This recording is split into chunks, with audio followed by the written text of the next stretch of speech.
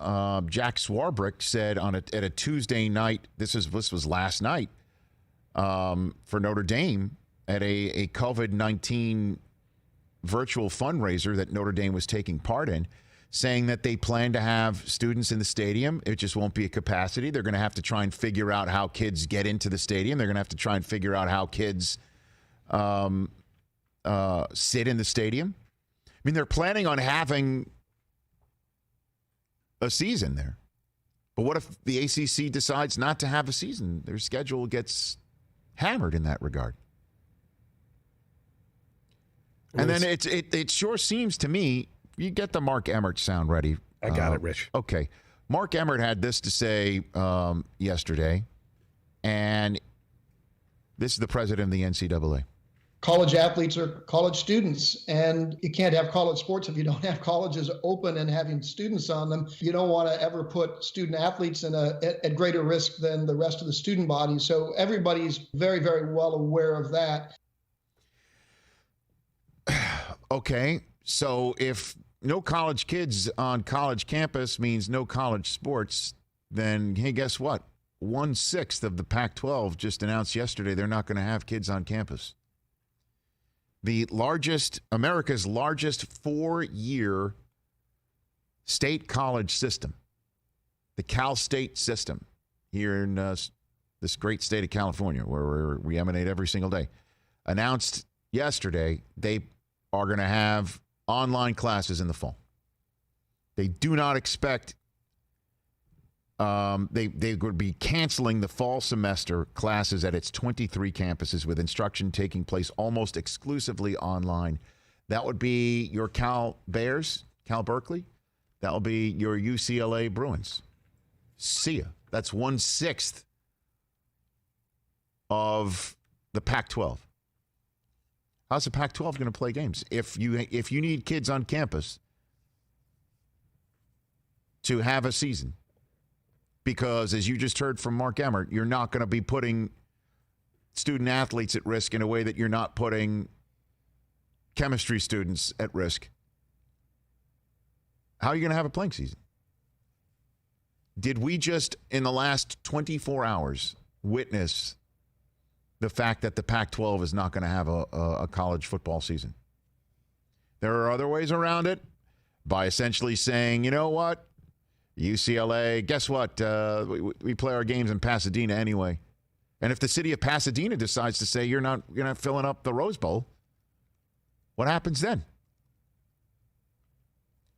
Hey, again, we're going to go down a fun sports wormhole with some of our guests today, too. Every single day, we're going to start to, these questions are going to start to crop up. Are we going to have a playing season or not? And the essential answer right now is I don't know. But we'll talk about that with Brian Kelly, Dave Roberts as well. Did you have what Mark Teixeira had to say yesterday as well? This is what Mark Teixeira had to say on ESPN, former Yankee, because yesterday, essentially, you started to hear what Charlie Blackmon, the Colorado Rockies all-star player, when he came on Monday's show, had to say about the politics getting. He said, "Oops, that the politics don't get in the way of a playing season in 2020." And John Morosi of Fox Sports and MLB Network came on yesterday, the MLB Insider, saying that he doesn't think money is going to be an issue, that at some point everyone's going to have to figure out that they won't let money get in the way. It'll be the public health issues that will get in the way of a 2020 Major League Baseball playing season happening. Well, we're in the part about figuring out the money, because back in March, the Players Association and Major League Baseball, seeing this on the horizon, this being the pandemic and COVID-19 changing the way that we live life and have to play sports, they made an agreement that there would be a prorated system in terms of paying the players based on how many games that they play. Now they want a 50-50 revenue split on top of that. So you'll be prorated, and then we're going to split revenues 50-50. And it sounds like, hey, we'll take half, you take half. Sounds reasonable. But if you've already made an arrangement in March, that's when the Players Association's already raised their hand and saying, hey, you're trying to institute a salary cap here. I don't want to go too deep into the economics, but that's basically the argument that's going on right now. John Heyman, who covers Major League Baseball, who I follow on Twitter, he's tweeted out the MLB's position is that they will lose more money if they play games without fans and pay prorated salaries than if they don't play at all. Thus, owners are saying they will not pay prorated salaries. So what we said back in March is no longer operative, and baseball players are like, why? We're the ones who are going to go out there and run the risk. So that's where we are in that vortex. So you can imagine how this went over with current players in Major League Baseball when Mark Teixeira had this to say on ESPN.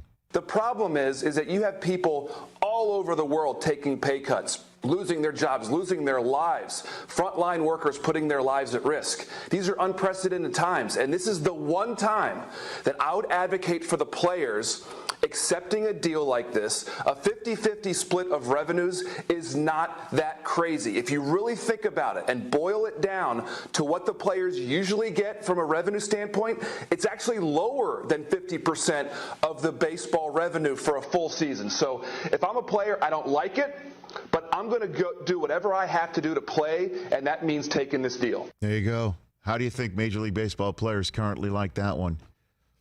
Probably not much. Not at all. You could see all the people, all the players on Twitter. They kind of took Mark Teixeira to the woodshed. Alex Wood was one actually who crossed my my Twitter feed. That's Chris Brockman sitting in his post right there. Hey buddy, what's happening? What's happening is we're leading off here with a conversation about what's going to be happening and with our kind of setting the stage for our first NBC SN hour guests that are be coming up. And Dave Roberts and Brian Kelly. And in terms of college football, one more time, I want to repeat what Mark Emmert had to say that I played for the audience just moments ago was said to our friend from ESPN from back in the day, Andy Katz. Told that to Andy Katz on Friday. And Larry Scott was on DP show, which could be heard before hours every single day right here on Sirius XM Channel 211 on Dan Patrick Radio. He basically said the same thing. That there's going to be no playing season if there's going to be no kids on college campuses. And 1/6 of the Pac-12 just said today, I thought Cal Berkeley was part of Cal State. I thought it was a school. All right. UCLA is, as we all know. Okay. At any rate, so Ray Lewis and James Marsden are on in hour number 3. Matt Light will be joining us in a moment here on the Rich Eisen Show. What's your poll question over there, Chris Brockman at Rich Eisen Show? So kind of a fun one today. It's the 59th birthday of Dennis Rodman. You've seen him on The Last Dance. You know him for his off-the-court antics and being a Hall of Fame NBA player. So got me thinking, of course, he was the third guy on the last three-peat for the Bulls. So it got me wondering, who's the best third guy in NBA history? Third guy. So Rodman, James Worthy, who was a great third guy on those Lakers teams, along with Magic and Kareem. Kevin McHale, the third guy of Boston's big three in the 80s with Larry Bird and Robert Parrish. And Draymond Green. You could argue he's the third guy on this Warriors dynasty that we've seen here in the last 5 years. So who's the best third guy in NBA history?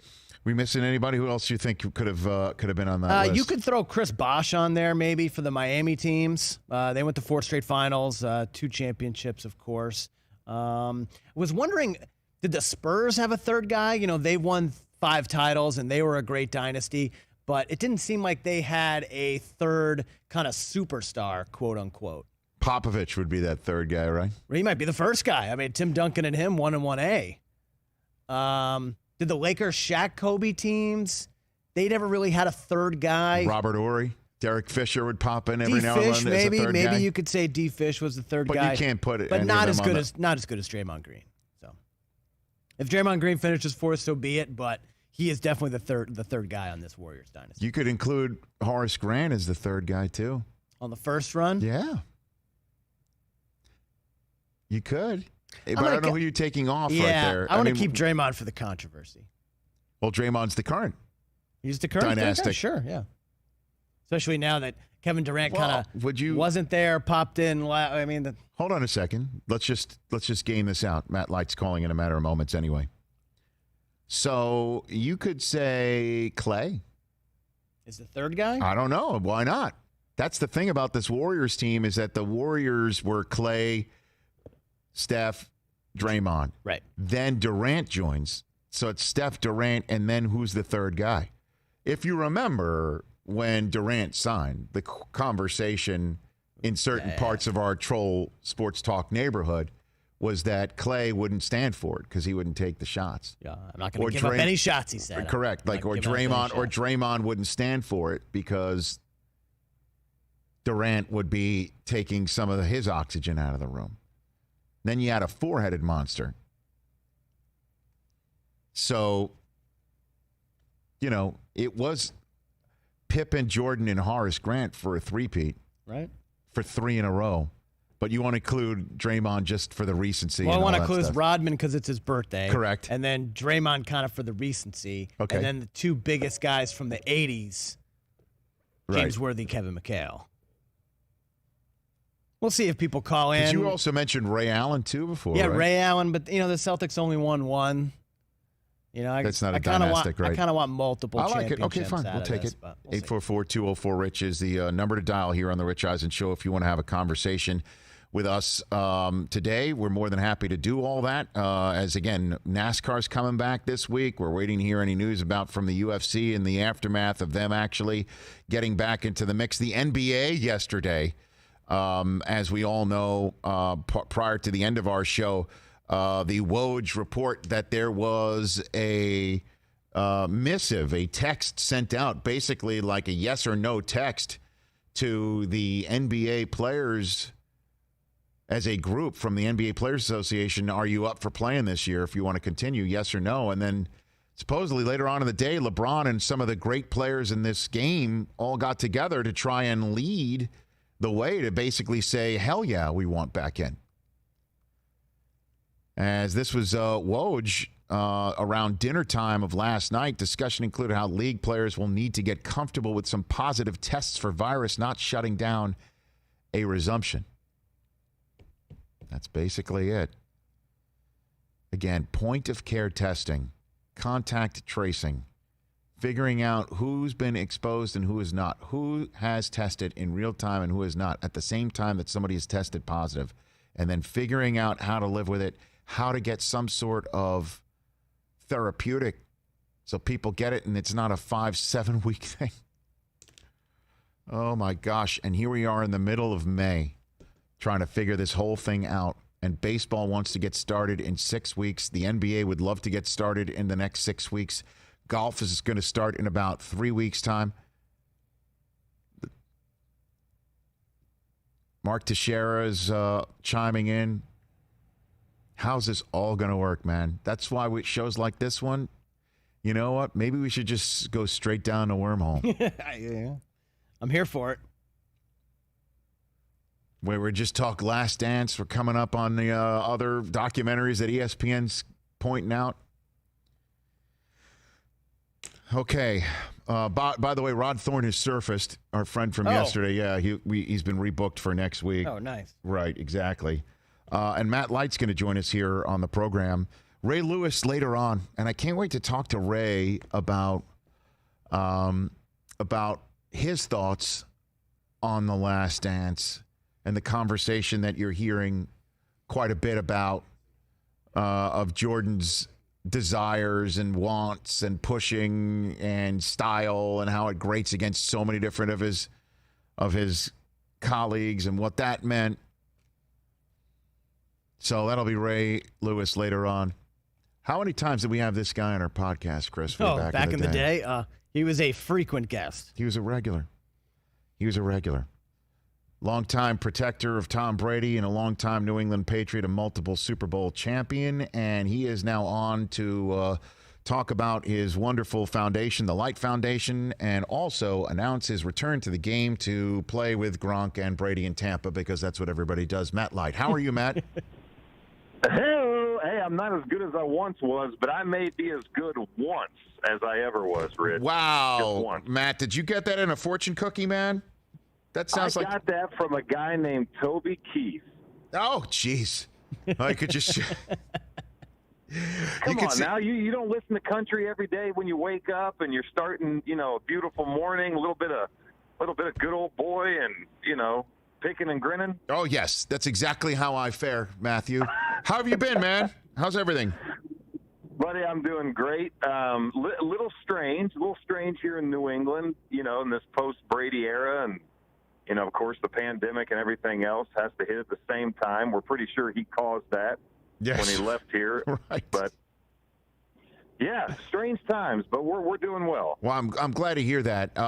So let's get into this real quick. Your foundation, the Light Foundation. I'll give you the floor on what people and how they can get involved before we get strolling down memory lane together here.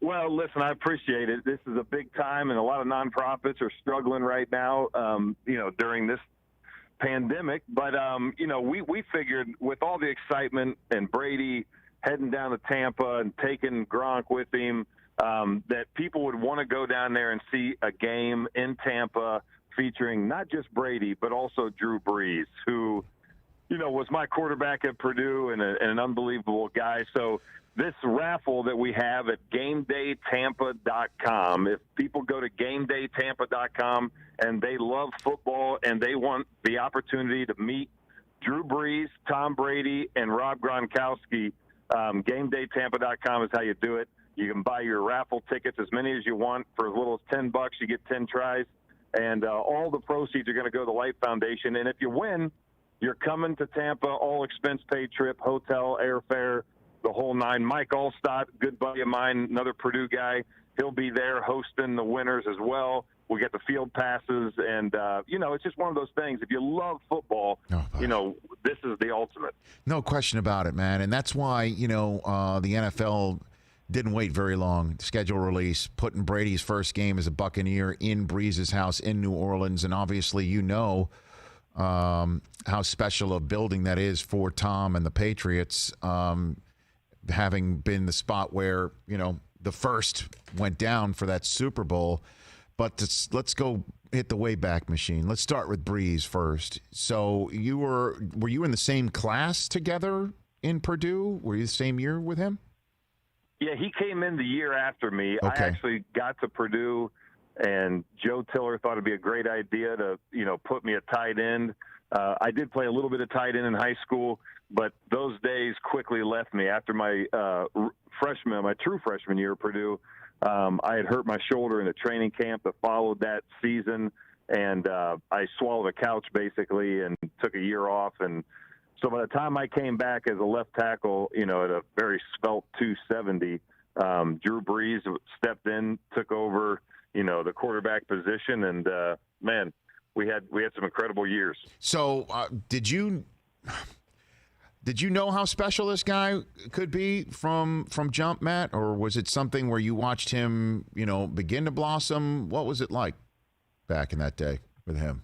It's interesting. He gets there, and it's a guy that people talked about as, he would have been a big recruit. He's from this, incredible Texas town, and his grandfather is a coaching legend, but he's just not big enough. And that was the knock on Drew his entire career, even coming into the NFL. He's a great quarterback, but he's not big enough. But when he got there, it was very clear from day one that, this guy was special. I mean, his ability to, his accuracy. And to this day, Coach Belichick, when we'd be in meetings, he'd tell the defensive backs, he's like, look, you can be all over his receivers, but Drew Brees is going to put the ball where only his guy can catch it, and he's going to do it that way every time.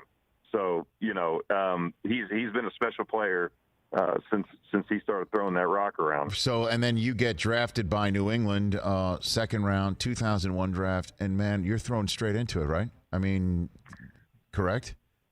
Right into the fire, man. Bill tried me in camp on the right side and put me a right tackle, and it was atrocious. So he didn't have a whole lot of options. We had a lot of injuries, so he put me back on the left and ended up starting the season at left tackle. And man, it was a heck of a learning experience. 01 and all the chaos of 9/11 and the season we had. Oh my gosh! Playoffs. Yeah, it was wild. I guess so. So let's get to the moment. Were you in the huddle when Brady came running in that day with Mo Lewis? Oh yeah. Oh, okay. Yeah, I can still hear the hit that Mo Lewis put on Drew Bledsoe, and it was on our sideline. We were at home in Gillette Stadium, the old Foxborough Stadium, actually. Let's back that up a little. Where we had rats run across our feet in meetings almost daily, Rich. I don't know if you remember those days. I mean, you spent a lot of time in Foxborough over the years. Oh yeah. Old Foxborough Stadium was worse than a lot of the high schools in Ohio, and so that's not saying a whole lot. No, it is. Oh my gosh! So Bledsoe goes out, Matt Light, and then you're in the huddle, and Tom Brady enters. What was it like in that huddle when Tom got in there and you knew that Bledsoe was hurt to the point where you heard the hit on the field? Yeah, it was interesting. I think at the time it was just like, okay, well, the next man up. You know, it was like, okay, we're moving on, and this is going to be awkward. I mean, Drew Bledsoe, the year before, had signed a 10-year, $100 million contract. Here's the number one player on our team by far is out of the lineup. Now, we didn't understand that his hit was as severe as what it ended up being, but Tommy steps in, and you know what? He's calling the plays. Everything's fluid. Everything's, seemingly right as rain, and it's not like we ended up winning that game, but he came in and performed really well, but no one had the idea in their mind that this was the guy. Nobody did they? Not at all, huh? I mean, but the story goes, Matt, in training camp, Tom looked the part, and everybody kind of figured that he was ready to go by the time that he got the shot. Was that a prevailing thought at the time? Again, I know you were just a rookie, but was that a thought at the time? I don't know. I don't know that it was. I mean, Michael Bishop, was there, and he was really the guy that was looked to as the number 2 guy during training camp. We lost Dick Rabine, who was our quarterback coach at the time. He died of a heart attack in training camp that year. Jeez. And, I think that, it was a wild year. I think that actually probably opened the door for, Tommy and the coaching staff to reevaluate and do things. But I'm not really that sure that they felt like they had a clear winner in Tommy until probably about the Washington game that year, 2 or 3 games into it. So what is it about that game, Matt? Well, it was being on the road, tough environment. It tested us in a lot of ways. And again, we didn't win that game, but we fought back. We had a chance to win it right at the end. And it told us a lot about, what we had in Brady and what we had in our offense. And, I think that game was a big turning point in that season for us. 3-time Super Bowl champ Matt Light here on the Rich Eisen Show, strolling down memory lane as he announced today a raffle for the Light Foundation to go hang in Tampa with Tom Brady and Rob Gronkowski. And the day that you do it is when the Saints come in, and the quarterback he protected in college, Drew Brees, will be available for you to meet and hang out with. It's, again, enter at GameDayTampa.com to win that raffle. Matt Light here on the Rich Eisen Show. Matt, we were having to talk the other day about which Last Dance-like documentary we'd love to see about a long-standing period that we can, reminisce about, run up, tell the story to the Last Dance between in a dynastic run. And the Patriots are the one that won that at least is be the one that I would love to see. Do you think that would ever happen on planet Earth, Matt Light? No, you're asking me, do I think it's over? No.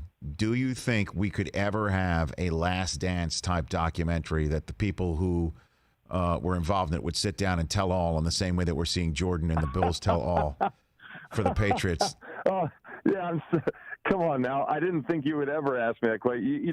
You'll never get anything that you don't need to know, and you don't need to know anything coming out of that world. It's pretty tight-lipped in there, and I think Bill's done a really amazing job when I think about it over the years with the different people that he's had in the locker room, and how well he's been able to keep things quiet. I mean, he likes to have it that way, and I think it serves the team best. But no, I don't think he'll ever get that opportunity, Rich. I'm sorry. Well, I don't know, Matt. I mean, let's just put it this way. If you asked Jordan that question, just as they were breaking up in '98, or anybody involved with the Bulls, you'd say never, not a chance. And 20 years later, we're seeing all this footage because Jordan finally agreed to let this happen, because I guess there's some part of him that wanted to tell the story. And we're seeing, Belichick did the NFL 100 all-time team show as an analyst, maybe.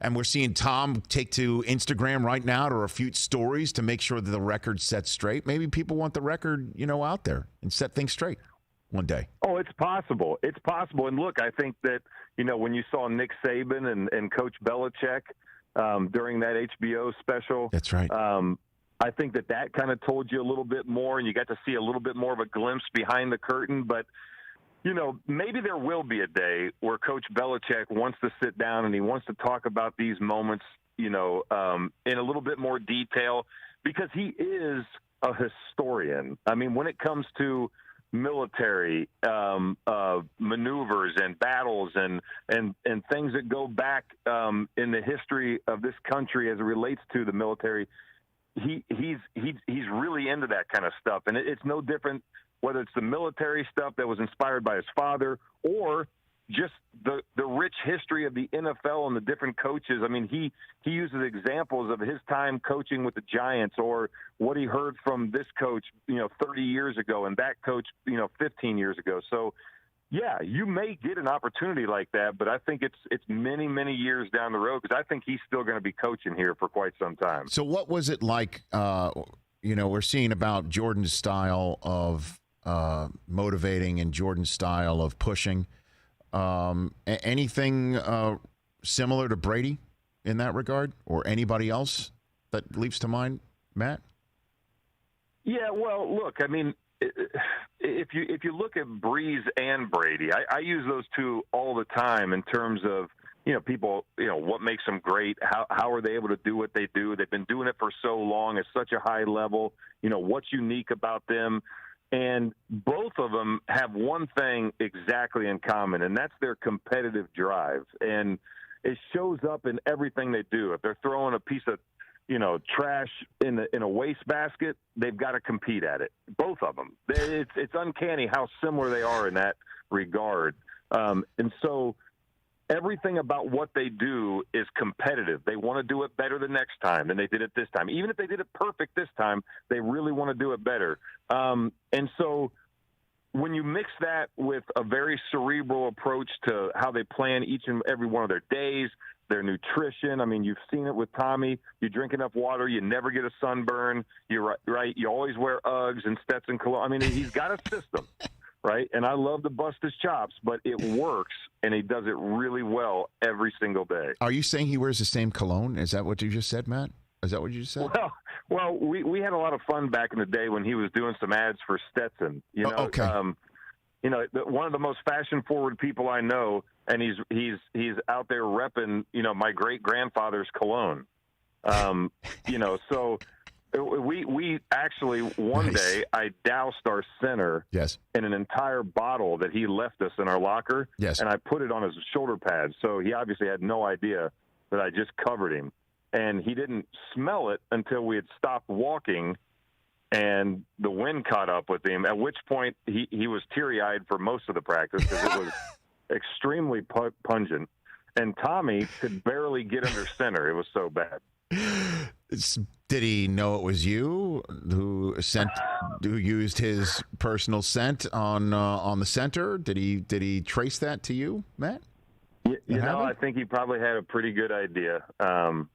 I was definitely blamed for many of these shenanigans over the years. So let me get to the $64,000 question, since you obviously stay in touch with Tom, and he's going to be doing his usual graciousness and trying to help his friends raise money for charity. Why did he leave? I get that question all the time. We're going to be until we get that Last Dance treatment, maybe a decade plus from now, we won't know. But why is he not finishing in a Patriot uniform, Matt Light? Well, listen, to me it's really simple to understand, because I put in 11 of what he ended up surviving 20 years on, right? Bill's system is tough. There's no doubt about it. When players come from a different market and they get to New England, what they typically say at some point is, man, this is a lot different than where I came from. And they really push you, and Bill demands a lot out of you. It's not an easy place to play. That's all understood.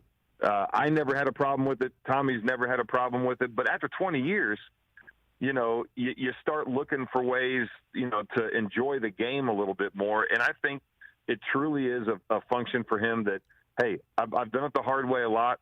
I've put up with a lot. I've been asked to do a lot. I'm ready to try it my way and try it a different way. And I want that. You know, like I told you, he loves competition.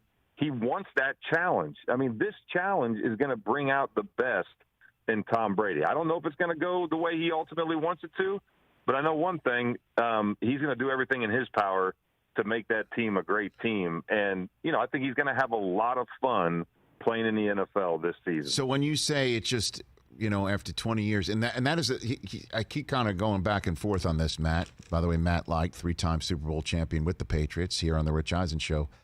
I go back and forth about it because, you know, it's a damn shame that he couldn't finish in the spot where he started.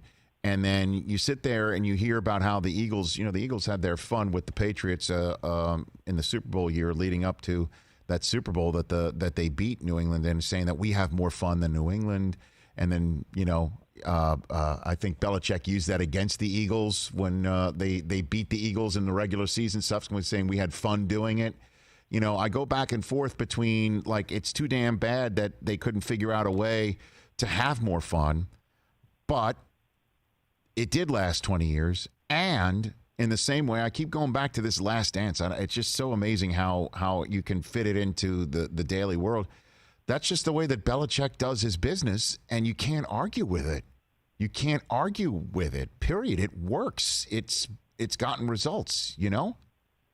Yeah, and that literally is at the very core of what happened here, right? So you can't mess with it because it is successful, because it does work, but it's not for everyone. And I would say this, that Tommy's much more in tune, and so was I, by the way. I wanted to know that if I'm going to lay it on the line and I'm going to be out there beating myself up week in and week out, I want to know that it means something.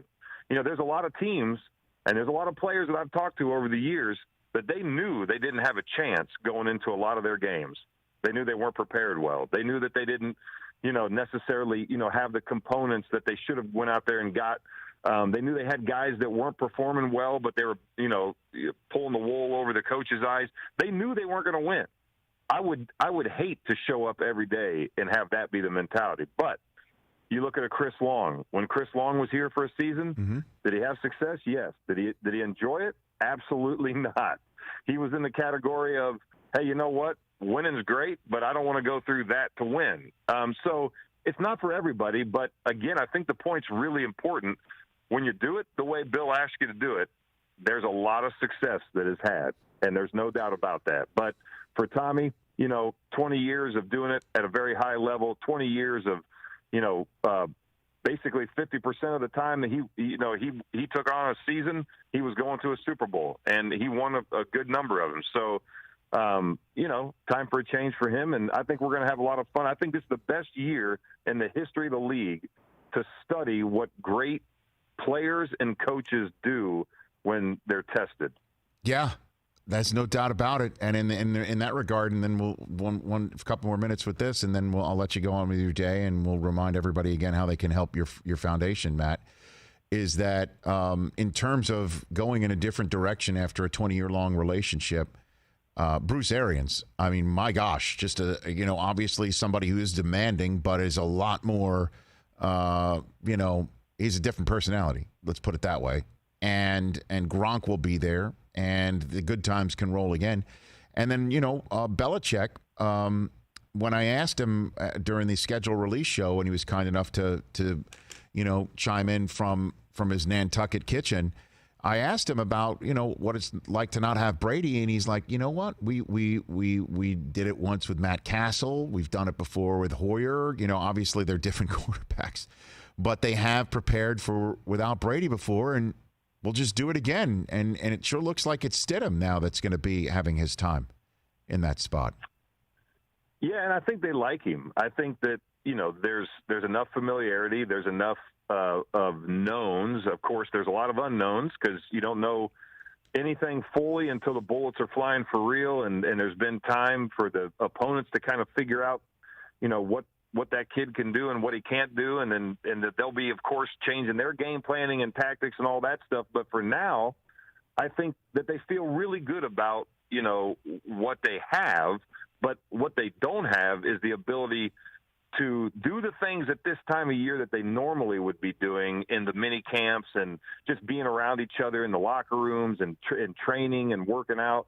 So, really an interesting time to see what they do when the lights get turned back on and these teams start going back to work, and the type of things that they're going to be asking these guys to do will be really interesting, especially for a guy like Stidham, because he needs the time. You surprised Gronk came back, Matt? No, not at all. It was interesting. When he retired, I thought, you know what? Hey, good for you. You had an awesome run. But watching him over the last year, and he lives just down the road from me here in Foxborough, the guy's in better shape than I've seen. And he's always been in great shape. But, he has taken working out to another level. And he's got more energy than any person on earth. He's the Great Dane that's tail's always wagging. He's probably licking his nuts when you're not looking. But, he's just always happy-go-lucky, and he's been working it. So, and I knew that if Tommy was going to go somewhere else, because he was looking for, a little bit more fun too and a different atmosphere, that he would come back. And I'm glad they were able to get it done because, again, who doesn't want to see Rob Gronkowski out there making big plays, streaking down the field? And I think they're going to ask him to do that. I think they're going to ask him to just, don't do as much in the run game. Maybe let's save this guy's, body, but let's let him stretch the field and let's let him be that great target that 12 loves to hit on a regular basis. Well, when you say who doesn't want to see it, Matt, you're talking about every Patriot fan. If Brady in a different uniform, if Brady in pewter, if they actually dare to go in a throwback uniform and put Brady in a popsicle uniform for just a week. Just that visual alone will be difficult for Patriots fans to unsee. As if that's not going to be difficult enough. The fact that Gronk says, you know what, I'll come back and play, as opposed to last year when they really could have used him. They really could have potentially had a much better final year for Brady. Brady might not even be gone if Gronk decided to play last year, and I understand that there's a lot of circumstances there. I think every Patriot fan will have a very difficult time seeing Gronk streaking down the field. And my Patriot friend across the way, and Chris Brockman, you're nodding your head, correct? Very much so. I think it's I'm giving myself a headache. Pretty much. Nodding my head. Matt? Well, I honestly, the vibe we get out here is that people understand it.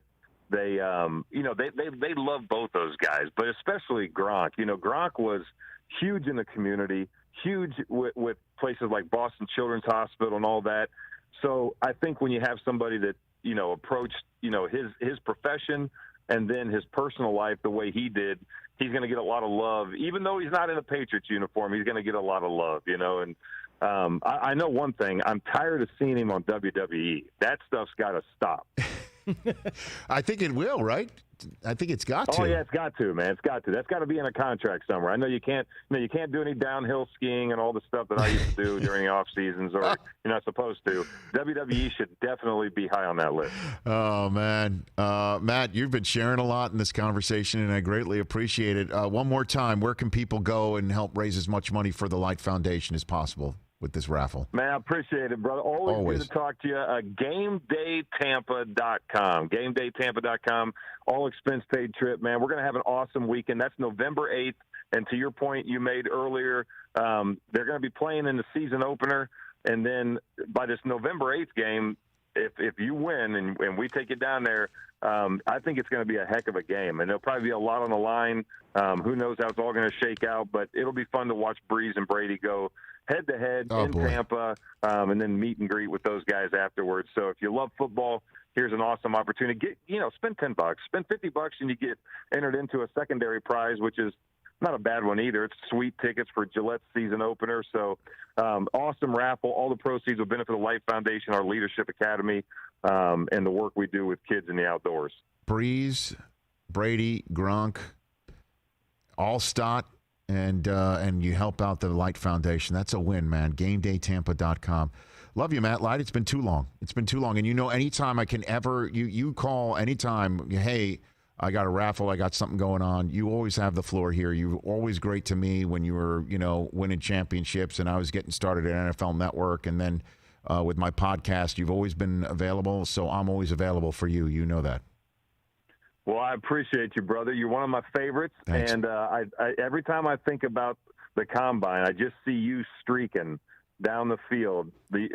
People don't understand what a great athlete you are. And Thanks. I hope that we can bring that to light down the road a little bit. Well, Matt, us Michigan men at the combine, we're overlooked. That's it. That's enough. Just leave it at that. We're overlooked. We're overlooked at the combine, but we have a heart that beats inside that you can't teach. You just either wake up with it or you don't. But you knew that already with us Michigan men. That's right. You're just like an ultimate seventh rounder. Just loving life, making it happen. Sixth, 199th overall. I'm going to keep comparing myself to the other Michigan men. Late sixth. I'm a late sixth. Round. That's right. I'm a late sixth. Okay. Take care of yourself, right. Matt. Seventh is for the other Michigan guys. But God love you, brother. Always good to talk to you. Right back at you. Thanks, Matt. Appreciate it. That's Matt Light. Knock on wood that you win and that you're able to go and everything. That's great. He's great, Matt. I love Matt. Yeah, he's great.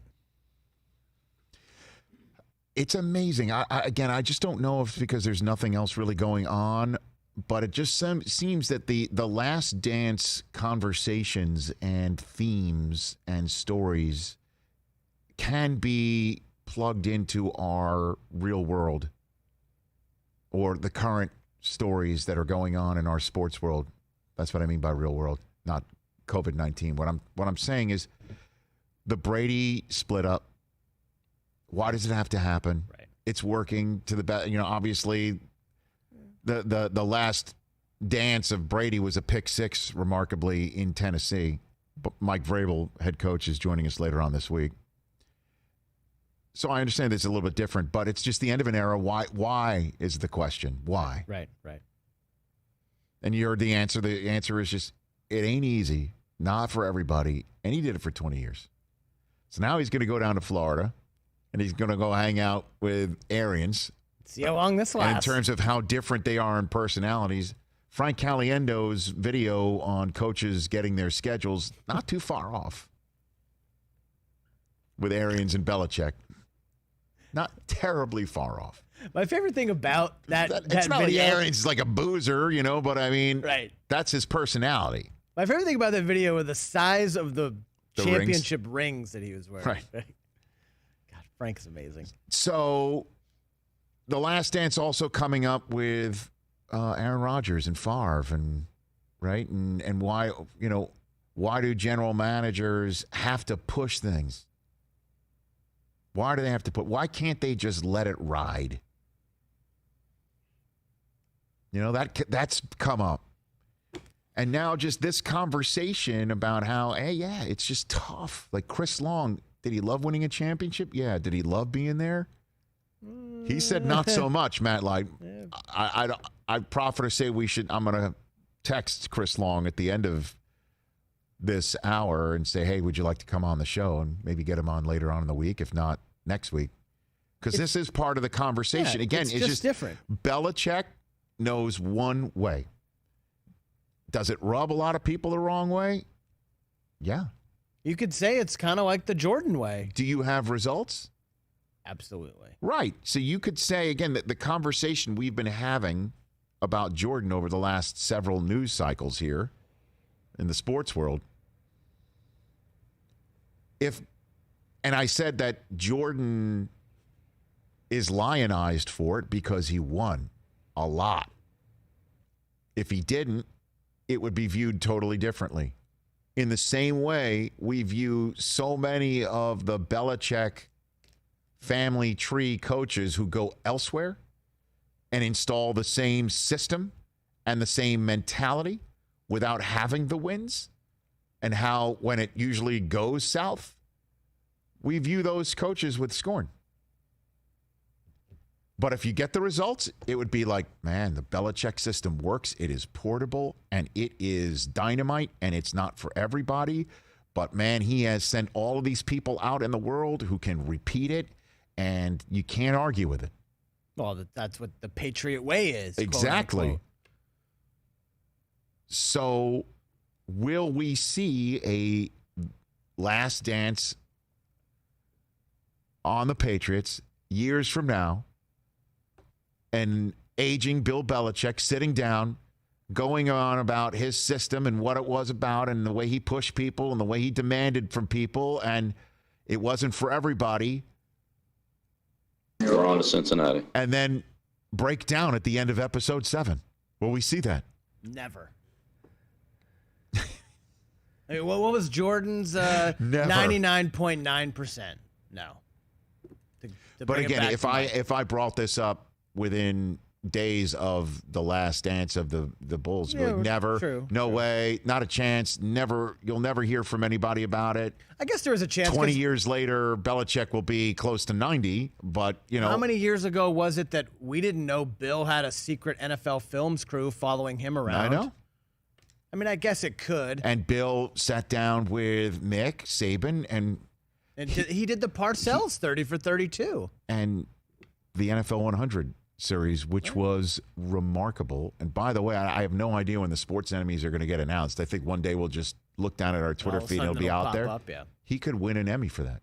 I would say. And was so terrific at it. Say that he probably will win. He's deserving of it. For sure. I know he did 6 hours of television, and he's in the same category of people who do 60 a day in like a month. Right. Yeah, Barkley does 60. I mean, 4 hours a week. 4 hours a night.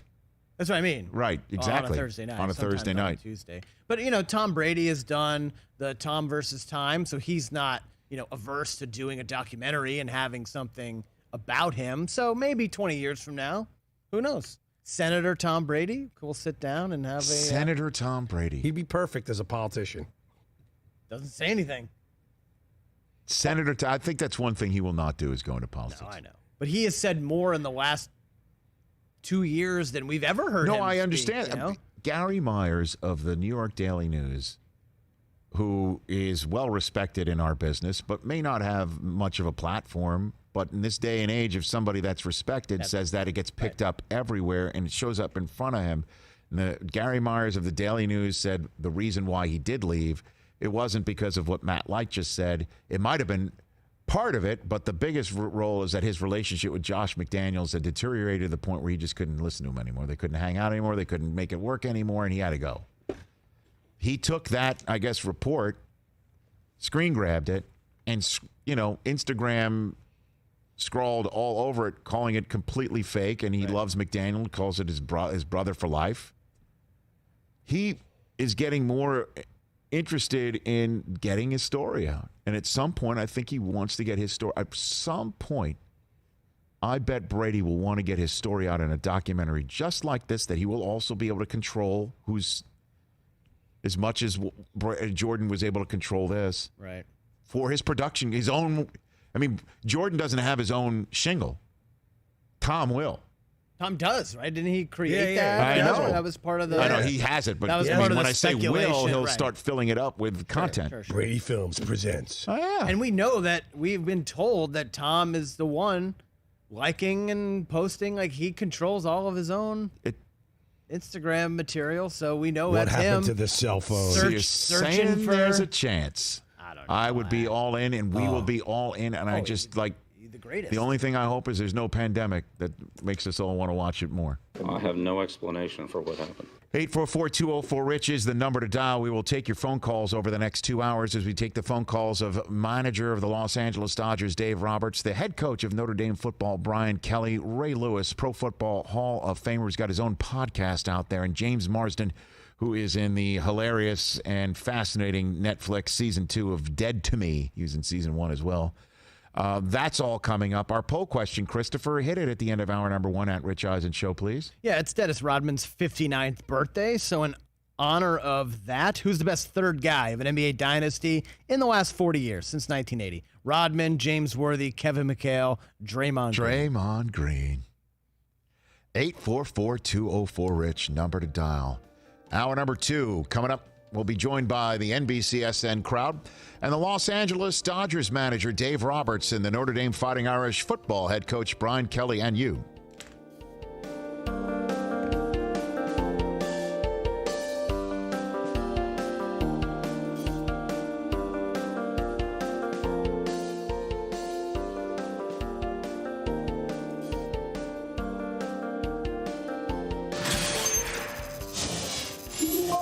Mike Del Tufo over there, when Justin Hartley of This Is Us was here on Friday, he planks weights on his back. Okay, there he is, putting plank after plank. Those are 45 pounds. He waves on more weight. See, come on, let's get some more. Right? Del Tufo sees this and he goes, I could do that, is what he said. And Mike, he said, he said he would do 145. 145. Now we took that. When you say when he can do 145, how much weight do you think that means? Just off 145. Right.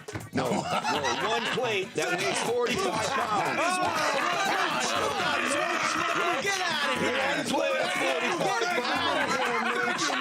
How long you say you can do this? A minute. Come on. All right, here we go. Mike, Get off your knees. Go to the right spot in your 45 mind now. Go to the right spot in your mind, buddy.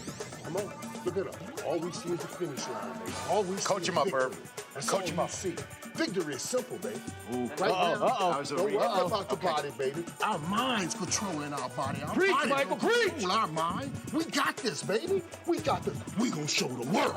That's what you're about to show. What do we got? Show the world, baby. Don't worry about it. Just only 24 seconds. Don't Flatten worry out. about it. Flatten Don't out, worry right? about it. You got 2 blocks out. All right. You got 2 blocks gone. Halfway home. You got 2 blocks gone. You got Halfway 2 more home. go. All see, just see that finish line. Look at the glory. Look at your chest touching the tape.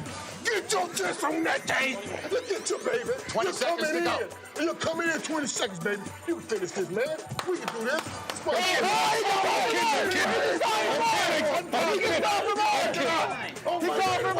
kidding. 10 pounds. Be a man. Be a man. Get up there, buddy. Way to go, baby. Way to go. Think about what your lady goes to I do that every day, people, at the gym. I can't tell. I do it.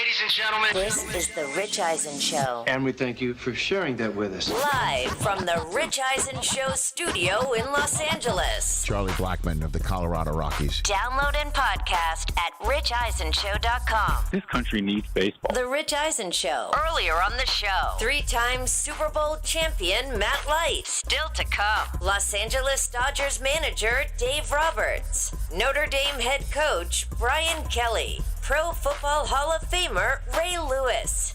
Plus actor James Marsden. And now, it's Rich Eisen.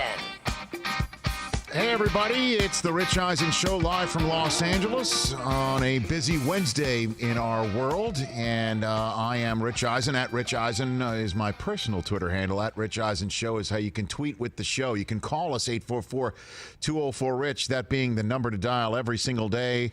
as we are here on NBCSN for the next 2 hours, all the way through. Our 3-hour romp, if you will, can be caught every single day at the very top at noon Eastern on our YouTube stream, youtube.com/Rich Eisen Show. We say hello to our Sirius XM Channel 211 listeners. And I say hello to my gentleman across the way, across the aisle, Christopher Brockman. Good to see you, brother. How you doing, man? And my audio executive, Mike Del Tufo. Good to see you, Rich. Hello, guys. Good to see you. Lots going on in the world, and lots to hit with our fabulous guest list as well. John Heyman, who covers Major League Baseball, just tweeted out moments ago that the proposal that Major League Baseball executives and front office and commissioner forwarded to the Players Association yesterday to play in the 2020 season is expected to be widely accepted. Okay. So, I mean, that's good news. I know, because you were hearing a lot of conversation about the economics potentially getting in the way, and we had Charlie Blackmon, an outfielder of note, 4-time All-Star, the Colorado Rockies, saying, guess what? I'd do it. I'd quarantine, and I just hope politics doesn't get in the way. I asked him, what do you mean by politics? He said money. John Heyman again saying right here, the universal DH proposed by Major League Baseball expected to be easily approved by the players who long favor the idea. It won't impact finances in 20, but could boost pay for select few in 21 based on better stats. The Dodgers are a team that could be helped. So if they're accepting that, potentially, again, like money will get out of the way and that there will be an accepting of the 2020 playing conditions or playing rules or whatever's being set up. And the whatever's being set up, we'll ask if Dave Roberts, the manager of the Los Angeles Dodgers, he's going to be first up here on the program as we're taking a look to see across the steering wheel about a college football playing season. Brian Kelly will be here on the show. And lots to talk about with Brian Kelly. None more important, and I say this here on NBCSN, knowing that the folks at NBCSN know who I am and know what the Rich Eisen Show is all about and who they have put on the air between 1 and 3. None more important than asking Brian Kelly how many times he's seen that great fiction movie, Rudy. And how real that really is. Amazing sports tale. And what just an absolute phantasmic fantasia of a sports story it was with Rudy. Based on a true story. The guy really existed. And got carried off. He played for Notre Dame. He recorded a sack. You can watch the video on YouTube. John Favreau's in the stands. Vince Vaughn that coffee says, tastes good. we have to throw a halfback pass. It was just on 2 days ago. It was. What do you mean it's just on 2 days ago? I'm sure I it's on watched right it now. with my son. It's it was on a everywhere. glorious It's one of the moment. greatest sports movies of all I time. It's get like the Law and goosebumps Order of every movies. time.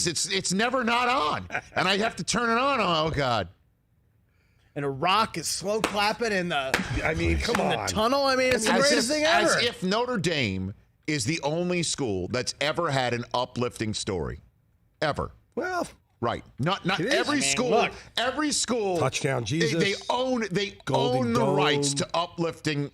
Look, Rich, College football stories. 5'0", 100 and nothing. Oh, stop. No Plays in the business game. being out there. I mean, Brockman knows. You know, I'll say this to our YouTube, to everybody, NBCSN, anybody. Go ahead and Google Sean Astin on the Rich Eisen Show. You remember we had the guy who played Rudy on this program years ago? And I asked him point blank just how fake Rudy is, because I love doing that. Yeah. I love doing that. As you know, I'm a Michigan Wolverine through and through. Here, I'll just put this right here in front of me just for this moment. I could bring my... And Brian Kelly knows this too. Brian Kelly was the Central Michigan head coach. No, it's home. Brian Kelly, at some point, I'll be honest, he should have been the Michigan head coach. He should have been. Should have gone and gotten him instead of Rich Rod. I'll tell you that. I don't know how that didn't happen. We don't need to go down a Rich Rod wormhole. Okay. Let's not go to the Rich Rod. Let's not do that. No, we don't want. Okay. But we had Sean Astin here on this show, right? And 2015. We did. And I asked him how fake Rudy was. He cursed me out. He actually dropped a bad word on television. He did. He signed my nice Notre Dame He didn't helmet. like it. But anyway, we will talk with Brian Kelly in all seriousness about the playing season. Notre Dame's first game is August 29th against Navy in Ireland. How's that going to happen? Jack Swarbrick, the athletic director, said Tuesday that they're planning on having fans in the stadium, but obviously socially distanced. Somehow it won't be to capacity. And Notre Dame has 5 ACC teams on the schedule. If the ACC decides not to play because, Duke's not letting kids back on campus and the concept. Well, here's what Mark Emmert, let's play that soundbite. Mark Emmert had this to say to our friend Andy Katz last Friday. College athletes are college students, and you can't have college sports if you don't have colleges open and having students on them. You don't want to ever put student athletes at greater risk than the rest of the student body. So everybody's very, very well aware of that. Larry Scott, the Pac-12 commissioner, said on our buddy Dan Patrick's show yesterday the same thing. The Cal State system here in the state of California, the great state of California, the largest 4-year state-run university system in the United States of America, said that they are not going to be welcoming kids back on campus, and they're planning on having a remote learning process for the upcoming fall season. Now, UC Berkeley and UCLA are not part of the Cal State system, but they're in the same state. And Don Bowie, our EP, just popped up on the screen right there. The city of Los Angeles, the public health director, acknowledged during the Board of Supervisors meeting Tuesday that the stay-at-home order here in Los Angeles County with all certainty will extend it another 3 months, which, again, if baseball's plan is to have the Dodgers play some games in Dodger Stadium, would the Dodgers need to be, I guess, ruled an essential business? I don't know. And that might be the answer Brian Kelly gives us a lot, as I don't know. And I assume that will be the answer he gives when I ask is if Rudy real or not. Is Rudy real? And he'll give the same answer. I'm going to keep going back to that old saw. All right. And it's something I want to talk. Ray Lewis is also going to be on this program. Hour number 3. I've known Ray forever and a day. And it'll be a great conversation with the first ballot Hall of Famer and the host of Everyday Greatness with Ray Lewis. That's his new podcast. Ray's got a pod. All right. So he and Bob Saget have something in common. They got a new podcast. Every episode, new episodes are going to be released every Friday. It starts on May 22nd. So Ray's going to be very beautiful. Oh, Podcast One, home of our podcast as well, the Rich Eisen Show podcast. So this is synergy. Who knew? I'm learning as I go along. But anyway, Ray's going to be joining us on this program. And one thing to hit Ray on is no doubt the topic du jour in the sports world off of the great Last Dance documentary, Jordan's style. His style of pushing, his style of leading, his obnoxious, potentially on occasion, if you ask Scotty Burrell, style. The people who need to know that he's pushing because he cares so much. And all I know is that when Ray was playing, and I was on NFL Network covering Ray playing, we came on the air in 2003. Ray Lewis was, without a doubt, in the years that I was covering him, every single week in and week out, without a doubt, the one guy, if you asked any player in the NFL, who's a guy that you'd want to play with, and then who's also a guy that if you've played with him, he's the last person you want to go back on the sidelines and see if you just screwed up a play. Because you were either A, not prepared, or B, not willing. If you weren't as all in as him, Ray Lewis, that was the guy. Who's the one guy you'd like to play with, and who's the guy that you don't want to go and look at if you just screwed something up? You don't want to let Ray down. Every single person that's played with Ray, you don't want to let Ray down. He's the last guy you want to let down. And then in terms of, hatred for an opponent, I don't know if Ray I don't know if Ray likes to use the word hate. Let's put it that way. But is there like a Pistons for him? Steelers.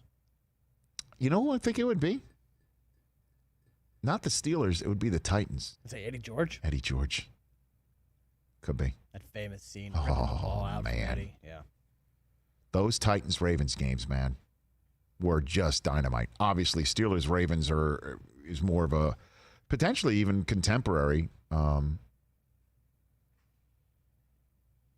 rivalry. Clearly, since the NBC has got Steelers-Ravens on Thanksgiving night in Pittsburgh. But I can't wait to talk to Ray about that conversation. James Marsden is going to be joining us as well. He's our final guest in Netflix is Dead to Me. You know him in Westworld on HBO. Also X-Men, Anchorman 2. He was great in Anchorman 2. T.O.'s favorite movie, The Notebook, by the way. That is a fact. He will be joining us in hour number 3, our final hour of today's program. Chris, our poll question, and our phone calls throughout, 844-204-RICH. Chris, our poll question today at Rich Eisen Show would be what right poll now? Today, it's Dennis Rodman's 59th birthday. You've been seeing him all over The Last Dance, of course. Yes, so indeed. in honor of the Worm, who's the best third guy of an NBA dynasty in the last 40 years? So it took it back to 1980. Rodman on that second Bulls run. James Worthy from the Lakers in the 80s. Kevin McHale, great sixth man from Boston's teams in the 80s. And we took a current team, a little controversial pick. I went Draymond Green of the Warriors as the last third guy. Yeah, you didn't go Horace Grant from the other Last Dance. You just wanted somebody No, I contemporary. just wanted somebody, contemporary. I get it. Because, when we discussed it, you could say once Durant joined that Clay was the third man in, but Clay, Draymond is. We had Izzo on, right? We've had Izzo on. Jerry West has mentioned that Draymond, that's the guy who does all the glue stuff. He's kind of like Rodman, gets in your face, does all the dirty work, winds up with a triple-double every now and then, and you wonder how the hell did that happen? The other one I was thinking about was Chris Bosh. He was the third guy on those Heat teams that went to 4th straight. Zaza Pachulia? Saw a couple comments about That's what a Spurs fan might say. He was the third foot in. About Ginobili for those Spurs teams. I guess if you want to say Tony Parker was the second guy, you could have put Ginobili on there. Look, there's no doubt. Duncan, Parker, Ginobili. There's no doubt about that. I know you were fine. So some people were chiming in because I know in our first hour you were saying, "Who's that third guy from the? Did the Spurs have a third guy?" I think I was blanking on Tony Parker. There you when go. I said that, but I just put Draymond in. I wanted to see what the comments would say about him. I thought, and the funny thing is, I think for every team on this list, you could have said Robert Horry potentially. He does have 19 rings with 30 teams, have right? a lot of rings. He played for every single team and won a ring with each. So let's take our first break. When we come back, we'll take a call or two in advance of the Los Angeles Dodgers manager. Dave Roberts will be joining us here on The Rich Eisen Show live on NBCSN, YouTube, and Sirius XM Radio.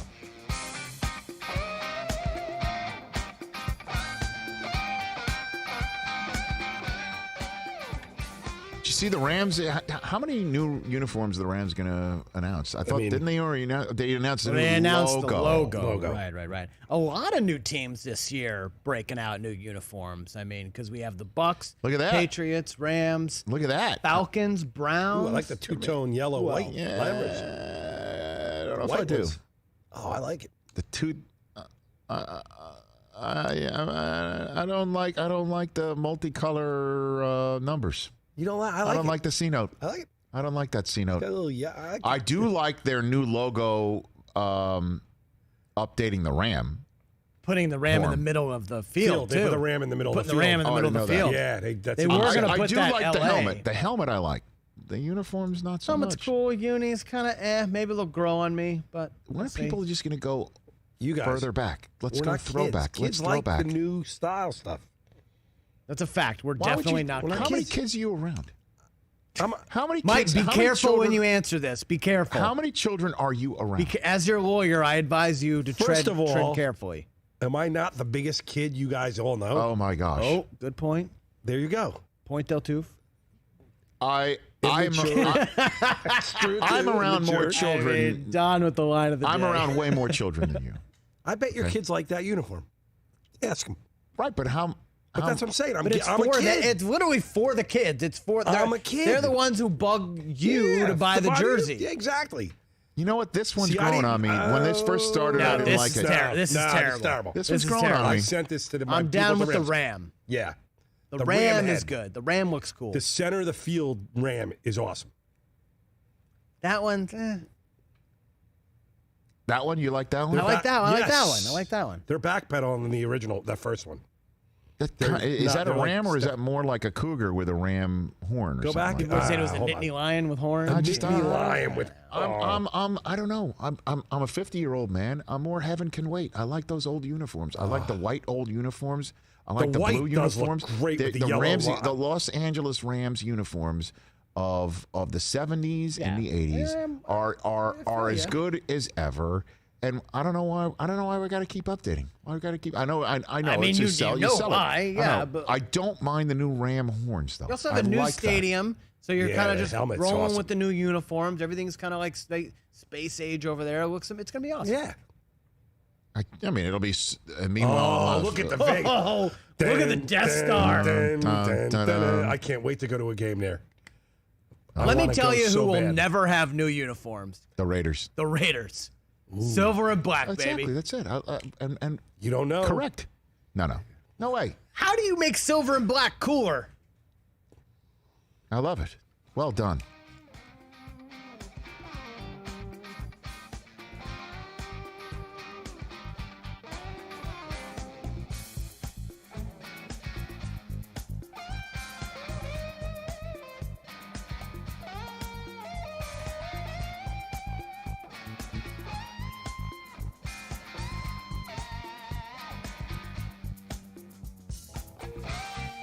Eight 844-204-RICH is the number to dial. We will take your calls in a second here. Our poll question based on the fact Dennis Rodman's 59 years old. Wow. How about that? 59 years old. I know. Is Jordan 60 yet? No, he's 55, right? Jordan's younger? Jordan's born in 63, so he's 57. 57. Oh, man, getting old by the day. So our poll question is, who's the best third guy? I'll tell you what, I voted for Worthy. You did? Worthy. I sure did. I would voted say for James he's probably Worthy. the best all-around player on this list. James Worthy is. Yeah. Just think about this, and I do love McHale in terms of as a player. As a Knicks fan, despise. But by despise, I mean absolute pure hate. Of course. Oh God, I hated McHale. Of course. You know, hated McHale with his shoulders and his elbows and all that stuff. Yeah, I said shoulders and elbows. It's an odd thing to point out, but he looked like he should be on the Addams Family. Yeah, I hated everything about him. That's fair. You know, and you could say he was two, really. I mean, Parrish. Would Parrish be the third guy in there? Yeah, I had McHale as the third guy because he came off the bench. I know. But Worthy, just think about it. You have Kareem. Yes. And we talked to Mark Jackson on Monday, and I talked about how we're going to have the conversation once the last dance is all over, LeBron versus Jordan, Jordan versus LeBron. And he's like, don't forget Kareem. Okay, so you got Kareem. Kareem gets no love. Then you add Magic, and they also had Worthy. Like, what? Who, by the way, had his cup of coffee in the last dance because he was on the floor when Jordan beat Georgetown. Jordan and Worthy were college teammates, by the way. Holy crap. With Kenny Smith and Sam Perkins. That team was stacked. Smith, loaded. Let's take a phone call of Joe in Houston here on the Rich Eisen Show. What's up, Joe? What's going on, Rich? How you doing, fellas? Long-time listener, great fan of yours. Thank you. I'm from Los Angeles originally, so I've been listening to you a long time. And Worthy, big game, James, is the pick. It wouldn't be Draymond because he was only the third person on the 2015 team. And the 17-18 team, he was basically the fourth guy. Yeah, he may have been the glue, the garbage guy, but he was the fourth guy on that team. So on the 15 team, he was the third guy. The 16 team, he's the third guy, but they lost. And then the 17-18 team, he was the fourth guy. But that wasn't the reason why I called. I called because of the Snowball guy who claimed to be a Raider fan. I'm a diehard Raider fan. You know, I'm here stuck in Texas, but if we have fans in the stands in Vegas, I got my tickets for the game already, so I will be in that in the Death Star if you call it. But the guy wants to talk about he's a Raider fan, but he calls it a snowball game. That's not possible. Come on now, right? I mean, that's not even possible. You're referring to yesterday's call, the fellow from New England who's saying my dad and I, or he's a Patriot fan, I'm a Raider fan, and his dad came home from the snow game, and I'm like, no. Sorry, you're not a Raider fan, dude. Come on. You like Raider players, but you're not a Raider fan. Rich, I want to also touch on the guy that called in about 3 weeks ago after the draft, wanted to bash on Derek Carr, and then you gave Derek Carr a little nudge yesterday, talking about giving him 5 games. Yeah, that's right. Hold on. Can I give you one soliloquy, one real quick thing? Go for it. In 14, he comes in, right? He takes over as a rookie. 15, he has an offensive coordinator in 14. They change out. 15, he has the same offensive coordinator in can't call the man quarterback for the Ducks, Musgrave. In 16, he has his All-Pro season. His MVP season. But what do my dumb Raiders do? They don't bring him back. They hired Todd Downing, the wide receiver, the quarterback coach, as the offensive coordinator. So that was a complete sham. It blows up in their face. In 17. 18, Gruden comes in. So you talking, 3 systems? No, in 3 look, years, right? and Joe, I'm sorry to just jump in here because our guest is hanging on the phone line in a second, and I hear what you have to say. Look, the guy absolutely has not gotten enough of a chance to be in a consistent system. He got this, he's got that. There's always been an issue. And that's unfortunate.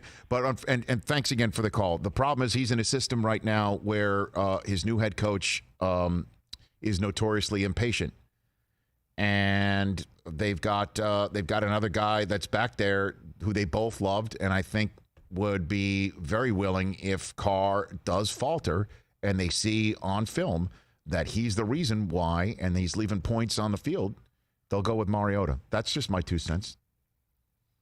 I might be wrong. 844-204-RICH, number to dial. Pleased to have here on the Rich Eisen Show right now. Hopefully, at some point, going to get his Los Angeles Dodgers on a field in 2020. And it looks like there is a proposal on the table that could lead to that.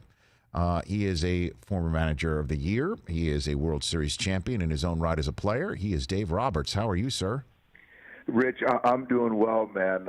It's good to kind of reconnect, and I love listening to the show and hearing passion from sports fans. Isn't that great? It's the best. It really is. And, under these circumstances where obviously the world's different right now, but this is one reason why we certainly need sports back. I love it. Yeah, it's funny. I had my buddy from NFL Network, Michael Irvin, on last week, and when I texted him, like, do you want to come on the show? And he's just like, absolutely. He goes, I feel like I need to talk sports again. It's been so long since I've talked sports, and that's kind of where we are in this world with me sitting right here at this show.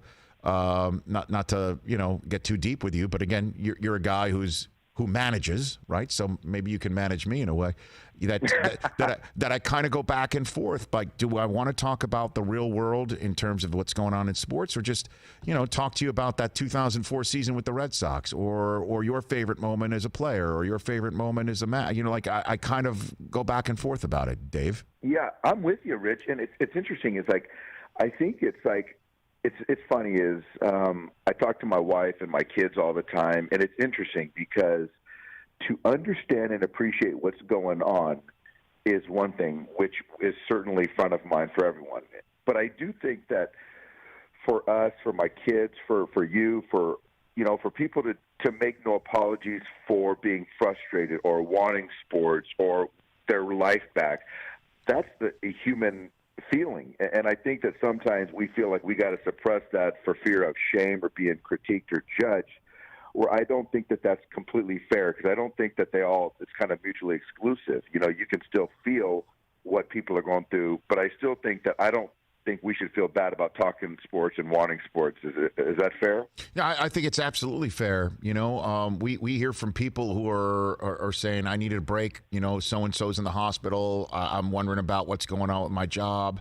And I want to, I want some sports, or I want to talk about it, or, I want to chime in right now. I mean, we hear that all the time right now. And then I look up and I see a highlight from the South Korean Baseball League, and I'm seeing somebody circle the bases, and I'm seeing the crack of the bat, and I'm like, man, oh man, do I miss Major League Baseball? That's what I think about, Dave. Yeah, and I'm with you, and I think that obviously we're biased because we're tied to the industry, but I see that happening outside of our country, which to each his own, and I understand that. But I do think that with baseball, and you have a grasp on football, basketball, all sports, but I think that with baseball in particular, it's our season right now. I think it's an opportunity, I guess, to kind of put a phrase, to gain some market share back, from football and basketball. I think that being in homes of Americans all over the country, and it just kind of takes me back to my father, who passed away a few years ago, where he said, man, we're in Houston with my siblings. We used to huddle around for that game of the week, whether it be on TV or the radio, and just listen to it or watch it, where baseball has that opportunity. And, yeah, it's going to look different without the fans, but I do think that, and I don't know if you heard this, Rich, is potentially having players, coaches mic'd up, so it gives the fans, the viewers, a different perspective. So this is all contingent that we do get something done. Okay, so let's get into it a little bit. Dave Roberts, L.A. Dodgers manager here on the Rich Eisen Show. What do you know about the proposal that Major League Baseball ownership and management approved Monday to give to the players, and where that stands right now?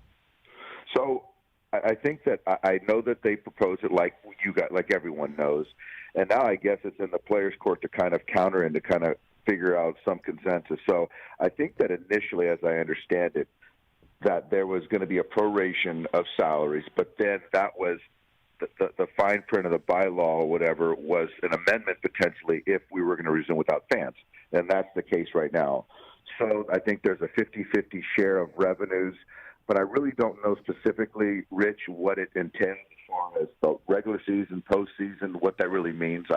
It's kind of above my pay grade. Sure. I'm just more motivated that both sides want to play, and I think that there's a bigger picture, for the game itself, for the owners, for the players, for the fans. So I just don't think that any more of a stoppage would make sense. So what do you know, though, about the actual logistics? Because I imagine that's something you as a manager will really have to master and figure out. And at some point, it's potentially where you will be not only figuring out a lineup card, but who's tested that day and the results back yet before you can fill out a card, right? I mean, that's right.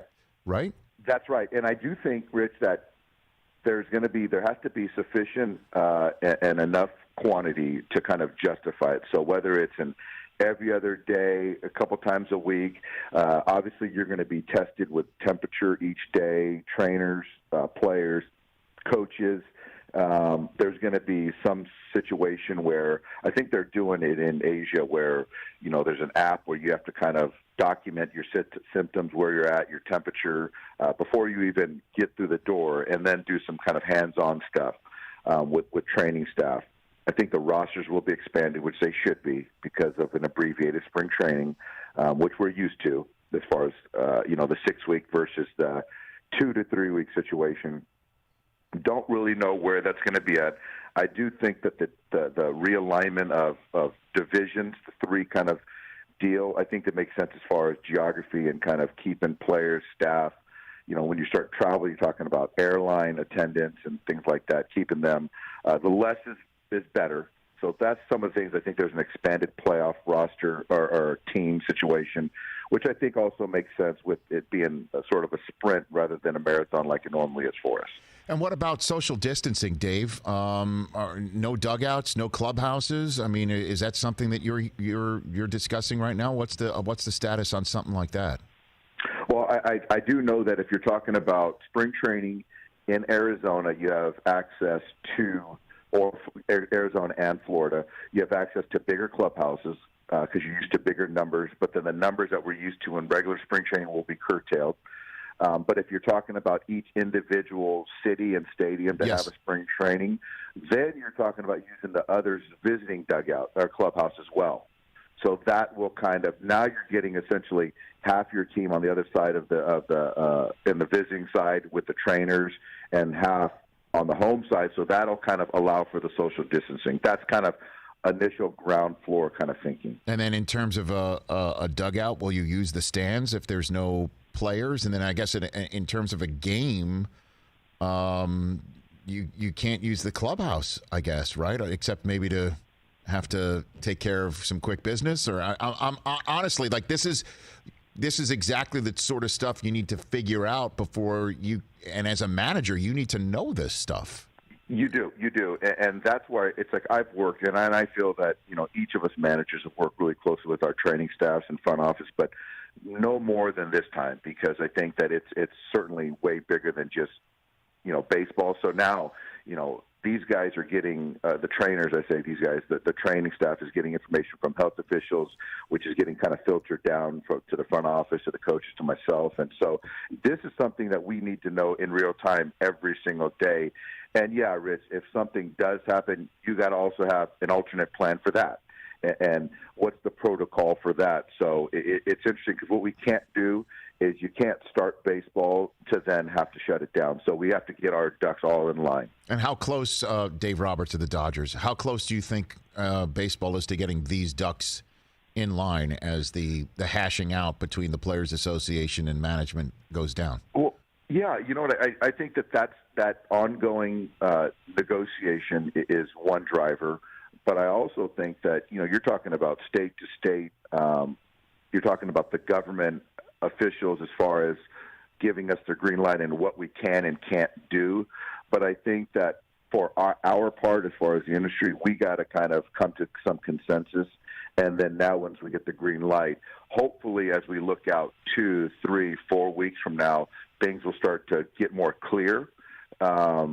And that will kind of open up some options. But I think right now, Rich, we're more in the mode of, okay, Players Union and Major League Baseball, figure it out. Let's get it done.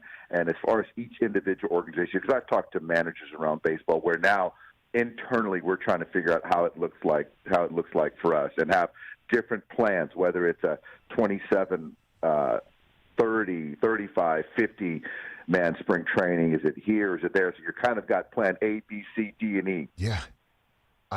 My head's spinning, Dave. I mean, I hear you. Hey, Rich, mine is too. I bet. And then, so what about this issue, Dave? And again, I know you're involved in managing a baseball team, but these are such bigger issues too that's in the world. The governor of Arizona says, yes, sports leagues can return in the middle of May, and you're in a county in Los Angeles that's saying, no, we're sheltering in place for another 3 months potentially. So what is that a competition problem? Again, I know that we're talking about life issues, but you're talking about you're going to be managing a baseball team. Would you have an issue if the Diamondbacks had different rules about what they can do and prepare for a game than you? You know what? It's interesting. That's a great question. And I think that, the overarching, I think it's totally fair for the governor to do that. And I think that when you're talking about state to state, city to city, there's a density situation where Arizona is not as dense as Los Angeles. So that kind of unleashing, taking the reins down, I think that completely makes sense. Now you're talking about the competition thing where you're already looking at a shortened season.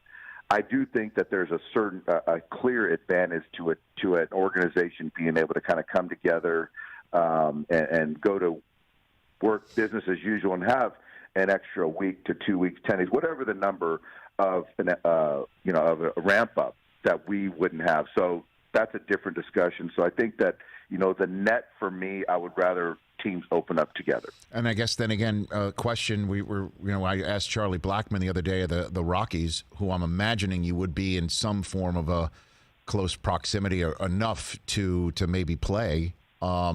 He's like, you know what, I'll quarantine if that's what it means. I'll quarantine if that's what it takes. Are you hearing that the teams will have to quarantine? Are you talking to your players about that right now, if we are 6 weeks away maybe from first pitch? No, and I applaud Charlie for feeling that way, but I think that every player and family is different, and I think that which is fair, which is real. And I think that the reality or the idea of quarantining solo, I think is unrealistic, the overall, majority. I think that what I do count on is that the players and their families realize how serious this issue is. So once we do kind of move forward, I would like to think everyone takes it serious and is responsible because, one family member, one player being irresponsible could affect, not only their club but the industry itself. So there's always going to be some margin of risk, as we all understand that going forward. But I do think that quarantining individually for players is certainly unrealistic. Heck, I hear you. I mean, you're 10 years removed from being diagnosed with Hodgkin's lymphoma. I'm sure you also have members of the staff that are older and potentially in the I guess age range of being more vulnerable. I mean, this is serious business, man. And it is, and that's the thing is that we can talk baseball. I could talk baseball and sports with you for the next 2 hours. But I do think that it is important for us to kind of, as you kind of brought it to light, is like, you've got to be prepared for everything. It's serious business, and I'm a cancer survivor, so am I more in jeopardy than somebody else that's 25, that's completely healthy, has no history? And it's always one of those things where it's all good until it's not, right? So it's like, I feel good, but if someone is infected and then something really goes down the wrong path, then now what? So we have to really take it serious, which I know we are as an industry and sports across our country. And I think the conversations like this are healthy. But I also think, Rich, as we kind of started this segment and just talking sports, is healthy as well. Yep, absolutely. Before I let you go, Dave, and I really appreciate the time, and next time we have you on, maybe we can go deep into sports. I'll ask you the ultimate question. I'm sure you're being asked by friends, family, if you're on any of these Zoom, dinner parties or anything like that. You must be asked this, so I'll just go ahead and ask it. Do you think this is going to happen? Do you think we will have baseball, Dave? I do. I do. I think we will play baseball this year. Yes. Oh, go for it, man. If we can all be healthy and do it, my kids cannot get enough. Dave, I have my wife has photographs on her desk at home. And I get emotional talking about this. Of my two boys. I have a daughter who's 6. She wants to go back to Dodger Stadium. Like, she loves going there. But I've got my two boys. I took a quick snap of one of them and a quick snap of another of them, one to the other. If you remember back-to-back home runs that you guys hit off of the Diamondbacks and Gronk, right? I mean, it was – and I took a snap of my kids seeing a ball leave the yard for a back-to-back home run. They've never seen anything like that before or since. And we need it, man. We need it. But I obviously everybody's got to be safe to do it. It's that simple. That is so cool. And that's something that your kids are going to remember forever. And that's what the thing is, that these athletes are just so talented, and these moments, yes, Rich, it's going to be different. I'm still hopeful, like I said, but you're going to be in your living room watching the Dodgers, play, and that'll be a lot of fun too. And talk about the players, and that'll be a different dynamic, but it'll be fun. In the meantime, my wife, the Red Sox fan, will just show them on YouTube you stealing a base against the Yankees in 2004, Dave, and then I'll have to, as a Yankee fan, turn it off. That in the meantime, that's what we'll have to do. Dude, it's all good, man. Me and Derek made amends. Me and Mo made amends, so we're fine. We'll be fine. You take care of yourself, Dave. I always love our chats. Thanks for coming on. All right, let's take it easy. Right back at you. That's Dave Roberts. There's very few like him. I love that man. He's just he's honest. He's human. That's a human being we just talked to. Absolutely. Just happens to be the manager of one of the most talented teams that, if they do get on the field, would be certainly in an 82-game season with the NL using potentially a DH. They're so deep, they would be a World Series favorite right off the bat.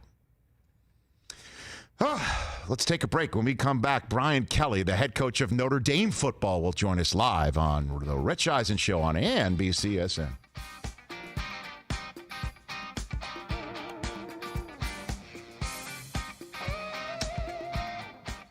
That game was on recently. I know. I saw people tweeting about it. Yeah. The other day.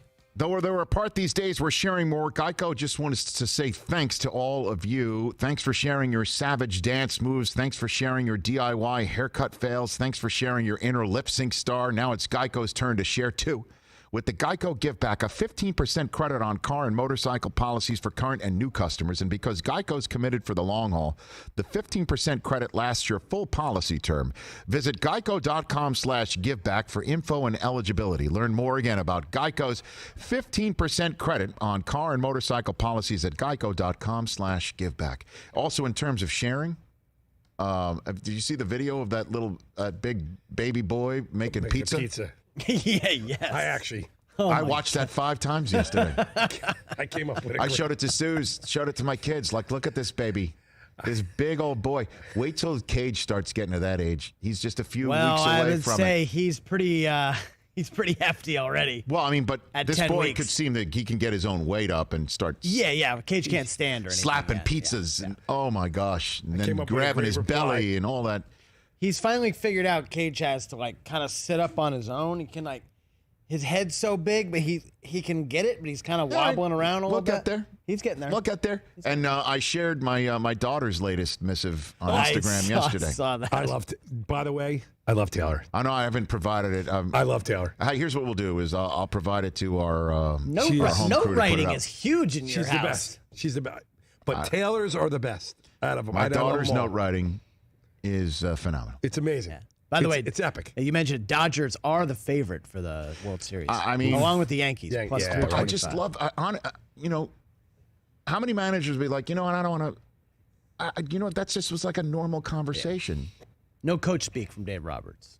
That's for sure. And he doesn't. He could basically say, I just don't know, but he gives answers like that. He kind of is figuring it out. We're all figuring it out. I'm telling you, man. I'm hoping there is a season, and the same thing goes for college football as well. And we're going to how much time till we're back on NBCSN?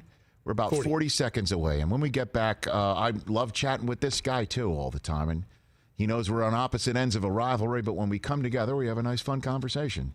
He is the head coach of Notre Dame football. Your team, Mike Del Tufo. Yes. Brian Kelly when we come back.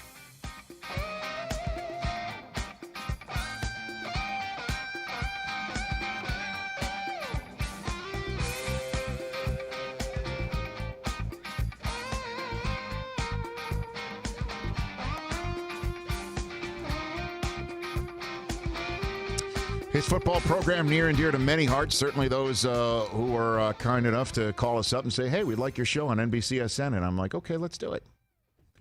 Because Notre Dame football, home games on NBC, on the big NBC.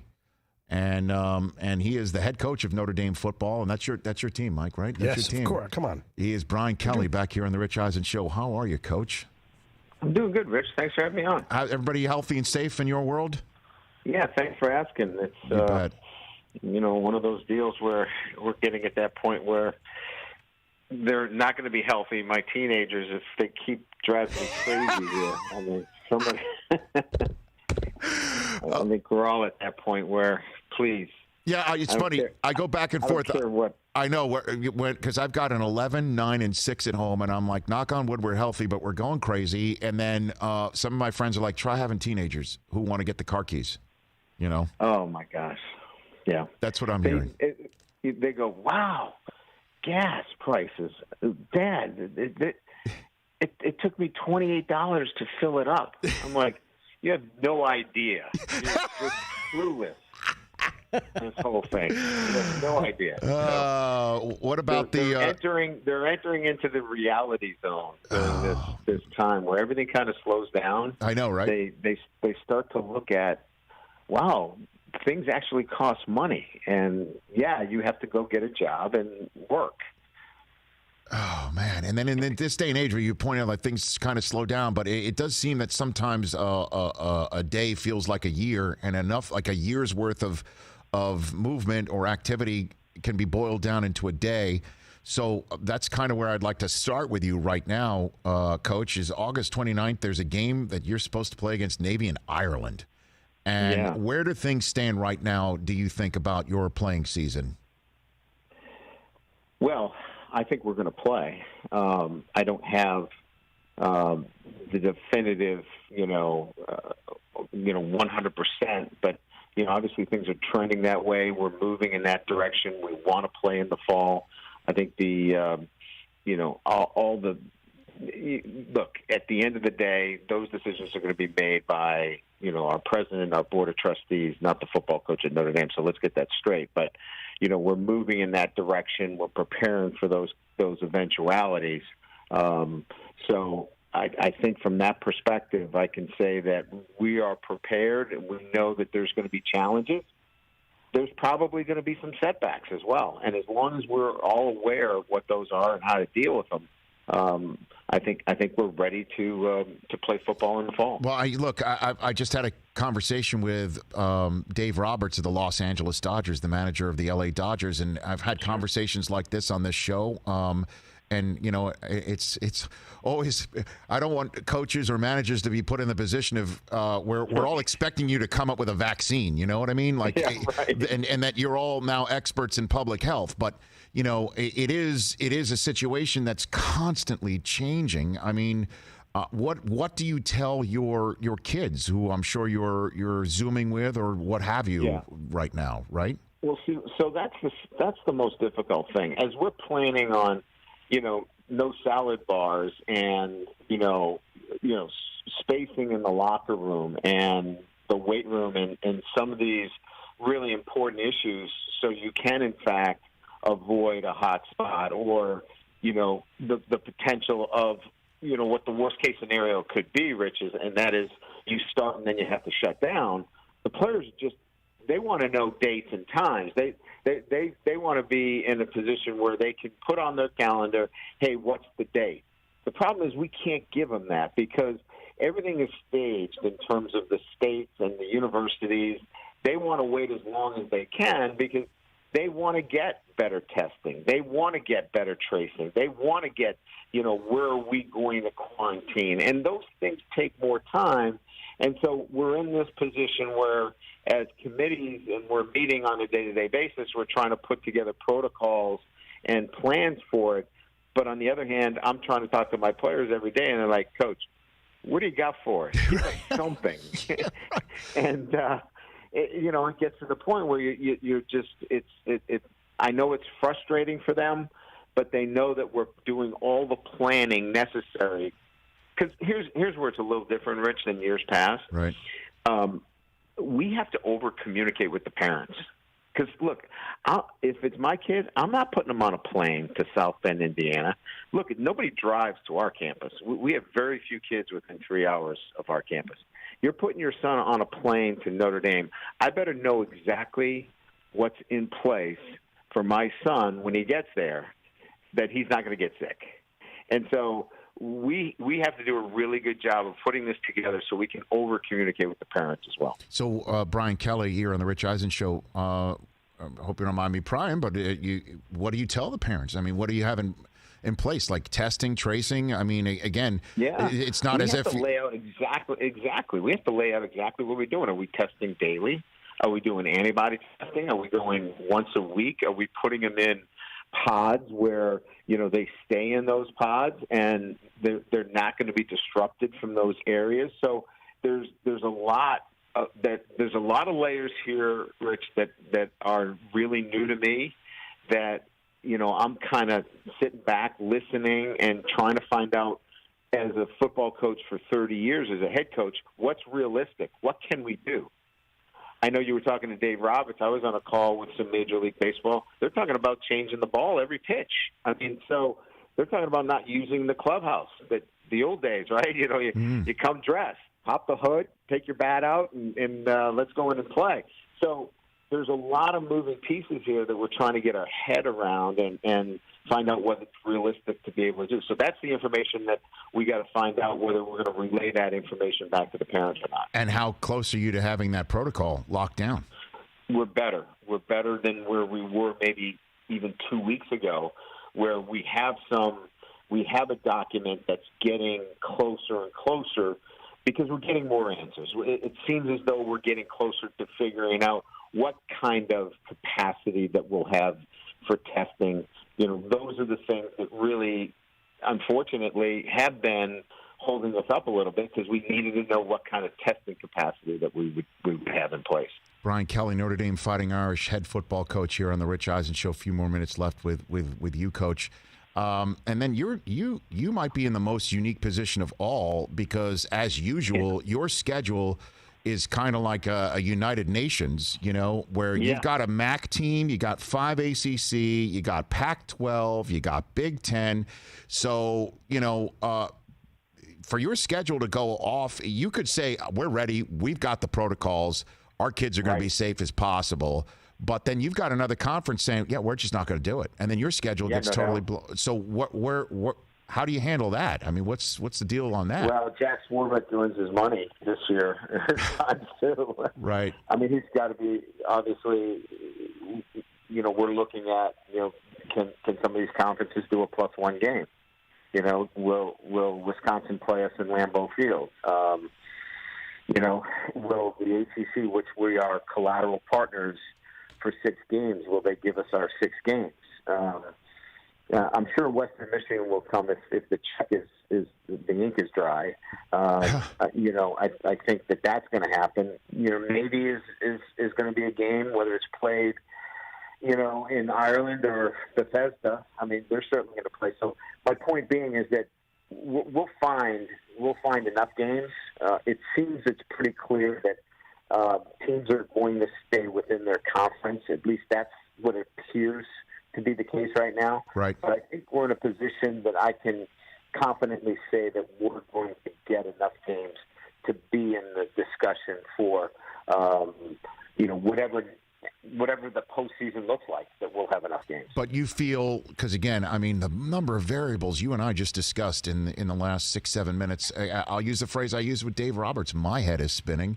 And but you still ultimately feel, are you just glass half full, or why do you feel like you're going to have a playing season here? Well, because I think our university wants to have one. I mean, the Cal State University system pulled, the plug on it because they did not, for some reason, feel as though they wanted to, put people on their campuses. And we are going to have to make that decision as well. And again, I want to be careful. I am not speaking for our university or our president or our board of trustees, but, we will have to make a decision that we feel comfortable that we can bring people on campus. And in doing so, we're going to play football. If there are students on our campus, we're playing football. And we are taking the painstaking steps necessary to ensure the safety of our players and support staff and those people around them, that if, in fact, we do take the steps to open up our campus, in whatever capacity that looks like, Rich, right, that we're going to be able to play football. Good luck on that, man. I'm sorry. I mean, for sure. I know that sounded flippant, but I mean it. I mean every word of it. No, sir, because again, you're going to have to. You've got a lot of partners that you got to figure out. Are obviously from parents, faculty, board of trustees, athletic director, and then when I mean partners, I'm talking about all these schools that you've got to either visit or go to. They've got to say, yeah, we're going to do it for you to be able to play all those games. So I say best of luck, and let's stay in touch, and we'll have a conversation. Thanks, brother. I appreciate it. Thanks for having me on. Always.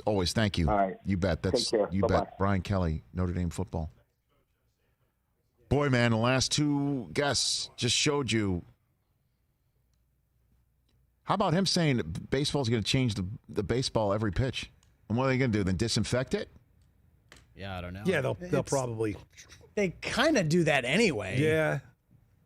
I But don't know. The pace of play, they're like, we're not changing, you're not going to change the baseball. I guess they do that. What about football? And by the way, you just heard what Brian Kelly had to say. That is not an offhand remark about no salad bars. That is not an offhand remark. That is like the amount of detail and attention you must have when you have training table, right, and kids coming in to eat, and you got 100 of buffets, and where they're all going to sit, and where they're all going to be, and yeah, you're right. There's no salad bar. Like, here's your meal. That's it. You're picking it up, and somebody dressed in a mask and gloves is going to give it to you, and you're masked up, and you're sitting here, and you offensive linemen that are used to sitting at the same table. By the way, guess what? That's now going to be 2 different tables because those guys are big. Very big. So a table for 8 now needs to be a table for 4. And you need the space. You need to figure this out before you even – and that's the sort of stuff – you're damn right. I'm a parent. I'm like, well, you tell me everything. When I send my kid to you, how are you going to handle it? What are you going to do? How safe can they be? Where are they going to be? When are they going to be required to be where they leave where you require them to be? And you're a head coach. And I'm serious, like, he's no public health expert. He's a football expert. Dave Roberts is no public health expert. He might be more of a health expert because he had Hodgkin's lymphoma that he survived. But, man. And Roberts is going to have to be like, hey, is my second baseman COVID negative? Because he's batting leadoff. He's got a 10-game hitting streak, and we need him out there. Seriously. Yeah. Hey, is my wide receiver COVID negative? Because we got to play Wake Forest. Ray Lewis, James Marsden coming up in our final hour here on the Rich Eisen Show. You call us at 844-204-RICH. We'll also take your calls. Man, that was a fascinating hour in the books.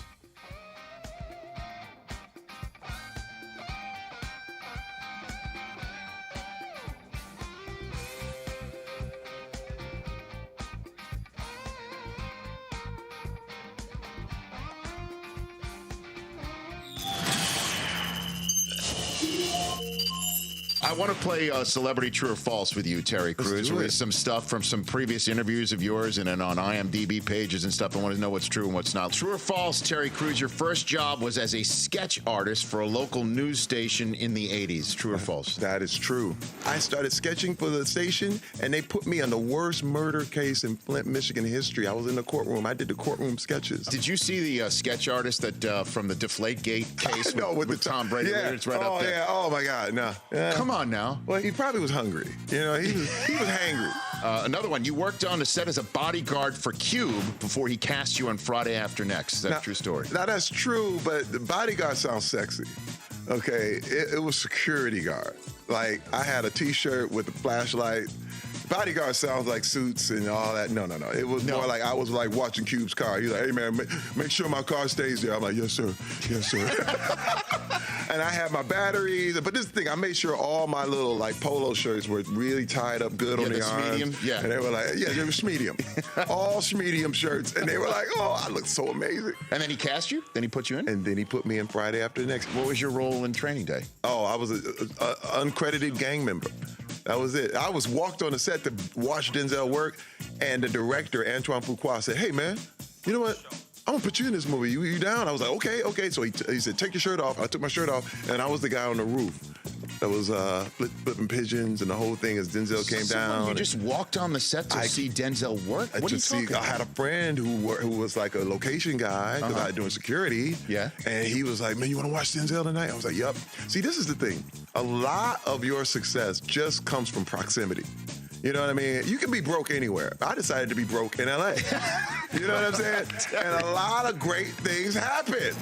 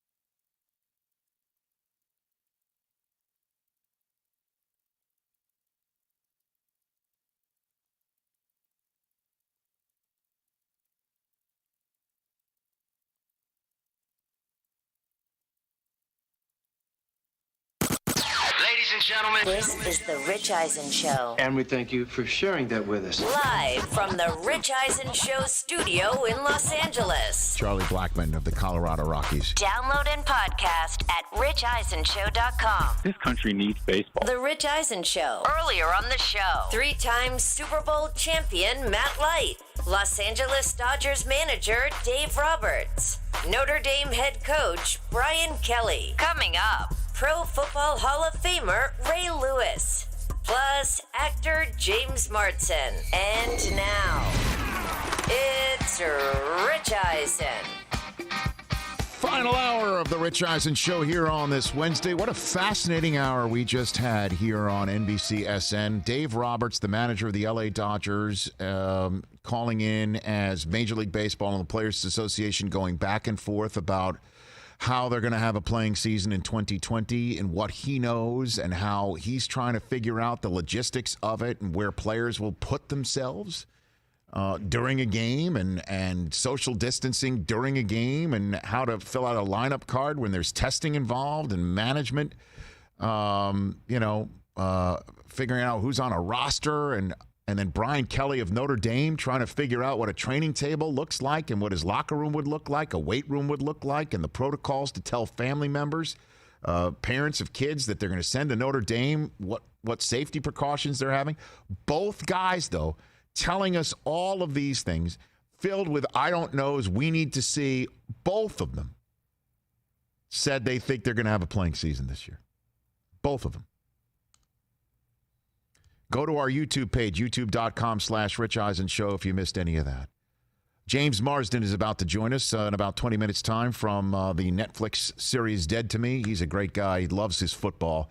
Right from the middle of our great nation, James Marsden will be calling in from the Chris Brockman is across the aisle as always. Mike Del Tufo, good to see you. Hey, buddy, what's happening? Good to see you, Rich. He's one of my favorite players that I got to cover and humans that I got to meet. There's really nobody like him, and he's got a new podcast that's coming out later this month on Friday, May 22nd. Every Friday, a new episode of his podcast, Everyday Greatness. Will be out there, and the host of that show, Ray Lewis, joining me here on the Rich Eisen Show. How you doing, Ray? My friend, how are you? I'm doing fine. So if your podcast is called Everyday Greatness, I'm the first guest, right? Correct? Well, sure.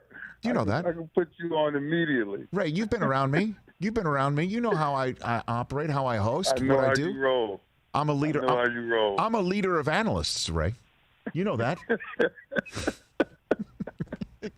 I love it, my friend. How are you? You doing good during this time? I'm doing fine. Everybody healthy in your family? Everybody good? Yeah, hopefully? man. Everybody's doing good. I'm knocking on wood on that. Hey, I'm just going to go right in. I've been wanting to ask you this question because everybody's been talking about it with The Last Dance of Jordan. You watching this documentary, Ray?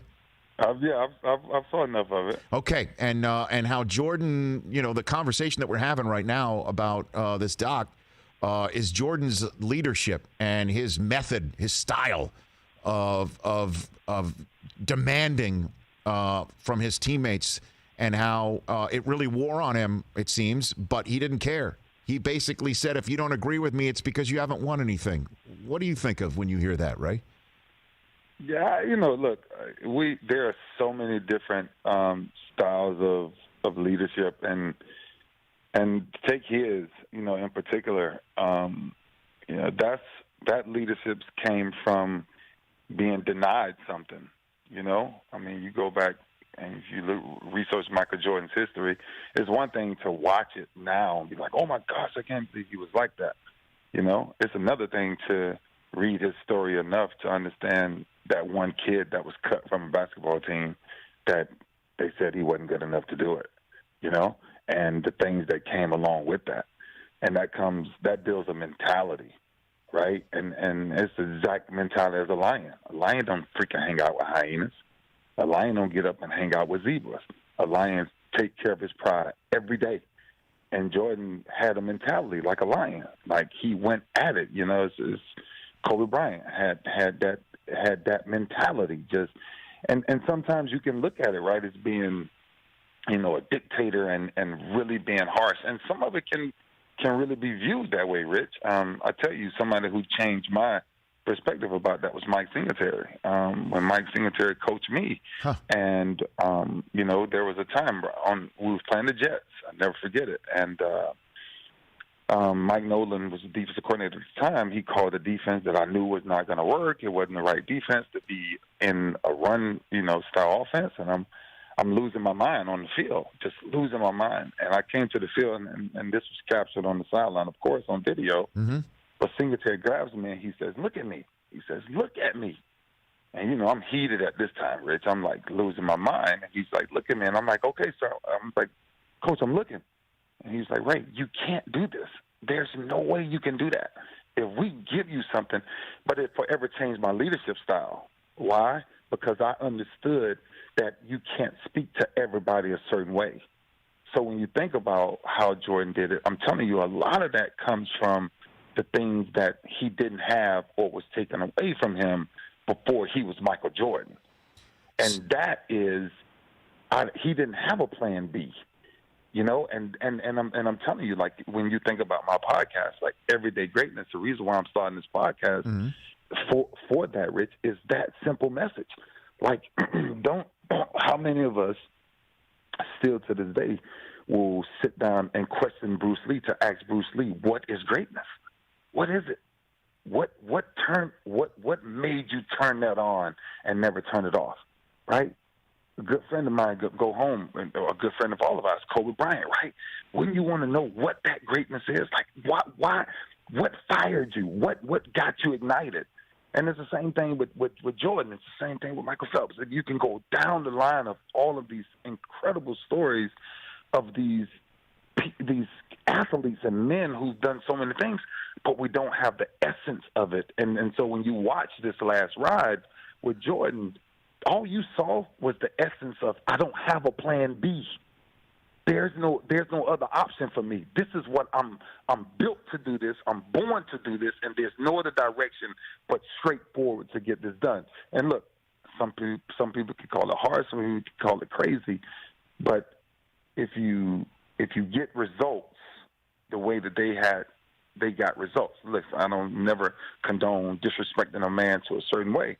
But there are certain leaders that were built with one mentality, and that is, I don't have a second option. You know, I talk to my kids, I talk to people around the world about that all the time. You know, social media and these new outlets, and they've given us plan B. Mm-hmm. Rich, when I was growing up, I didn't have a plan B. There's no plan B.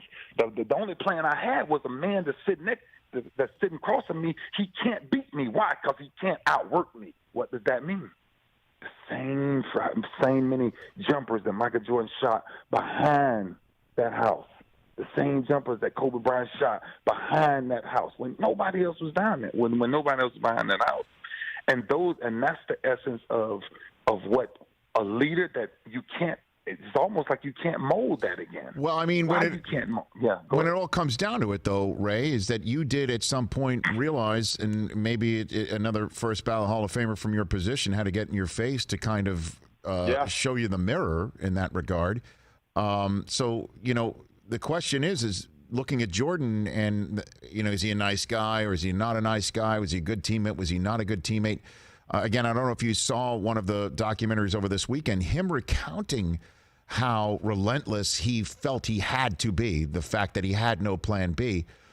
It wore him. He kind of broke down at the end thinking about how he might be viewed, Ray. And that's what I'm saying, Rich. That's the point in the middle of my career where Mike Singletary gave me a different outlook on what leadership is. And right after that, actually, me and him talk about it all the time, every time we see each other. But the next conversation we had from that point, Rich, instead of him teaching me football and how to make this play or make that play, we started meeting every Monday after film study. Me and him started meeting in our own linebacker room, nothing about football. He brought his Bible, opened up the Bible, and started teaching me the principles of what a man should be like and the way a man should carry himself and the way a man of humility that loves God, speaks to other people. And I'm telling you, like, in the middle of my career, because, of course, you know, when you're passionate, you just go, right? You go and you push. But you step on people and you crush people and you take and everybody in locker rooms and whatever it may be, everybody don't have your same drive. They don't have your same opportunity. They don't have your same ability. Right. They don't have it. Right? So now you have to You have to find it differently. You have to find a way to push their buttons, and hopefully you don't do it to where they look at you and say, I hated him. That's right. You know? I know, because that was part of what you heard from some of his teammates, you know? I mean, Judd Bushler said they were afraid of him. Now, I know I spoke to a lot of players who played with you, Ray, and they said they were afraid to come back to the sideline and look you in the eye if they blew an assignment or something like that. That I know. I've spoken to people like that. Yeah, but that was a different point of accountability, right? That was me saying, I'm going to hold you accountable. Mm-hmm. Me and you went over this. So now I'm going to hold you accountable to that. So when you come to the sideline, don't give me no excuse. Not. Look, we're going to blow a coverage, right? Are you going to blow a coverage? Absolutely. Are you going to forget something? Absolutely. That's easy. But I'm talking about pure effort. Pure effort, Rich. And that's what my standard was, right? My standard was, I'm going to set this bar so high that when you look at your leader, this is what the way your leader leads. But I never forget this. I never forget this. This is how I knew everything changed for me and what my role was as a leader. Ladarius Webb, we're playing the Pittsburgh Steelers, and it's a 3rd down and 23, right? Mm-hmm. Nobody gives up a 3rd down and 23, right? The one thing you tell the corner is just turn around and just run. Just let nothing get behind you, right? Right. And the ball gets behind him, and I'm sprinting downfield, and the first thing out his mouth was, I'm sorry. I said, sorry. I said, sorry for what? I don't care about this play. I care about the next one. I want to know what your mindset is now that we've given that up. I'm not exaggerating. That kid's entire career changed after that play.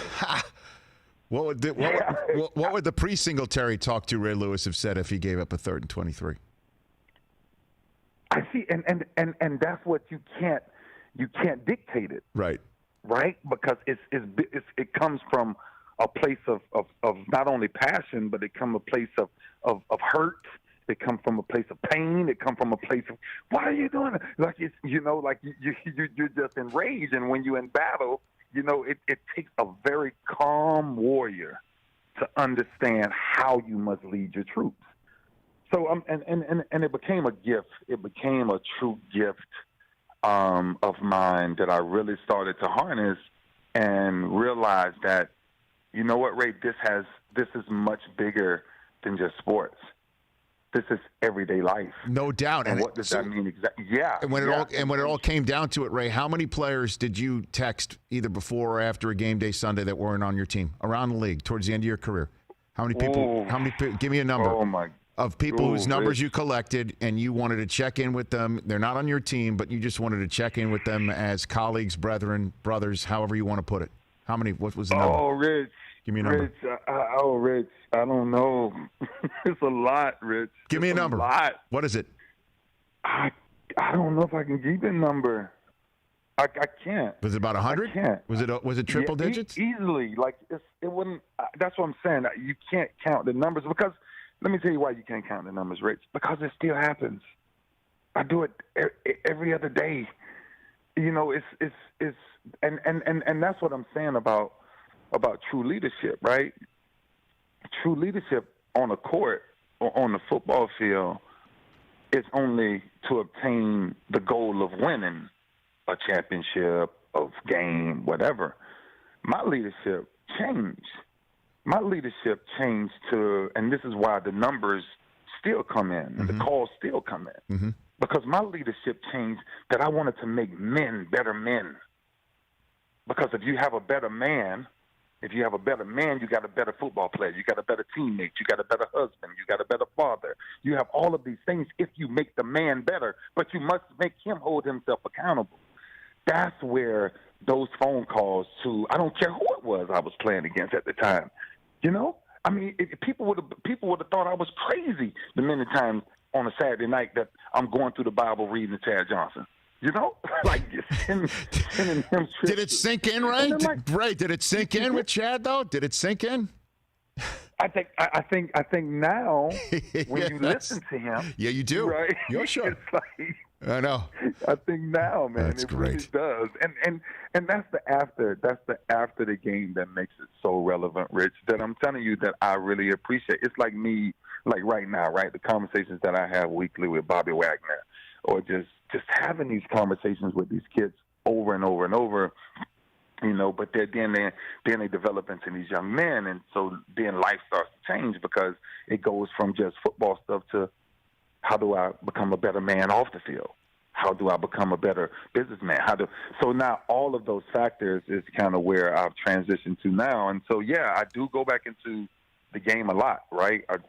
Me and Bobby go through a lot. I'm going out there to, hopefully things get back to normal, but going back out there to just film sitting down with him. Because I think, you know, he's probably one of the best linebackers that's, you know, the middle backer in the game now. Yeah, Ray, I think he's going to share that room in Ohio with you when it's all said and done for him.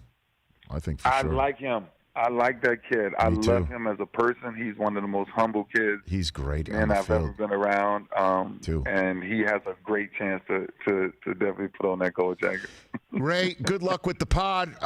Again, you need that first guest about everyday greatness. I will have you. Don't you worry. I want everybody that's listening to this. I will be calling Rich Eisen to be on my podcast because I need to know what everyday greatness is from your perspective. I know exactly what it is, Ray. I just had it over the last 15 minutes. I love it, my friend. You're awesome. Right back at you, Ray. Let's chat again soon. And I'm seriously, you need me on your pod, I'm there for you. Always. No, I'm done. I'm telling you, I'm putting you on for sure. Fantastic. We're in. Congrats, Ray. Congrats on the pod. Look forward to seeing what you got. That's Ray Lewis right here. We could go on and on with Ray. Ray would also go, when he was done playing a game, he would go into various communities in Baltimore. Just walk around. He would do that. He would be finished. He would wipe the floor with somebody or even lose and then go out into the he's told me stories about what he would do and be out, you know, all evening talking to people on the streets, talking to kids who might need that sort of assistance. He is something else, Ray Lewis. When we come back, James Marsden of Netflix's Dead to Me. We chat with this actor and this big football fan. And then your calls at 844-204-RICH.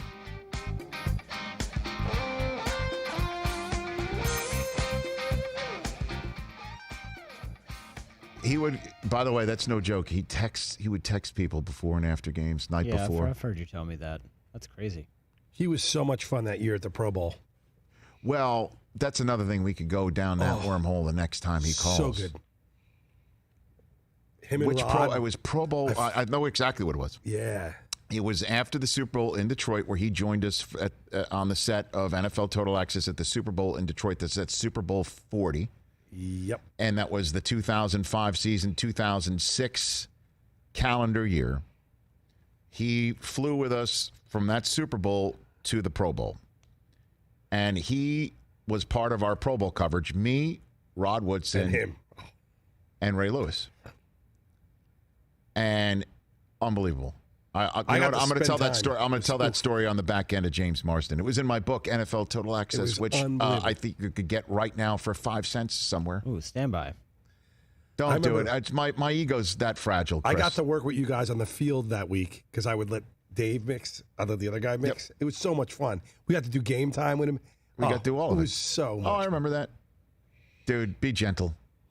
How much can you get my book for right now? Pennies, right? Over under. Pennies? The pennies? Audible book on Amazon is $0. You can get it for free. I'm frozen solid right now. Sorry, Rich Eisen. You can get it for free? Come on. The audiobook. Did you voice the audiobook? I was friggin' hoarse. I was friggin' hoarse. It took me hours, days to do it. We need to get that and have. Come on, nothing. You can get it for free. Get it. Come on. Get it. Free with Audible trial. Kindle's $12. You're good. Yeah. I'm good. So you're good. $12. That's free for. It's free with a trial. Yeah. Free. Well, that's okay. It's free with your Audible it's been trial. years since I saw a single dollar or cent. Oh, really? Years. It's done. I mean, they're giving it away for free. How long did it take? You got a free bowl of soup with that, Reed? Like, how many sessions did it take to read the book? Multiple. Hours. I would be hoarse because I'm not letting someone else read it. It's my voice. I want it. Al Michaels to do my audiobook. You know what Al Michaels is not going to do? I mean, for a price. That. Yeah. He started for out a price. as a child. He's amazing. For a price. You know what Al would say? You can make this up because it's all fiction. What's the name of your memoir again? Oops. Oh, I changed it. What is it again? The Last Mix. I've heard The Last Mix. The Last Mix. Come on. The Last Mix. It's done. He says The Last Mix with all zero sense of irony. Oh, no, he's serious. Oh, no, I'm serious. Yeah, he's dead serious. I'm serious. All right, we'll take a break. We're back with James Marsden. Wow.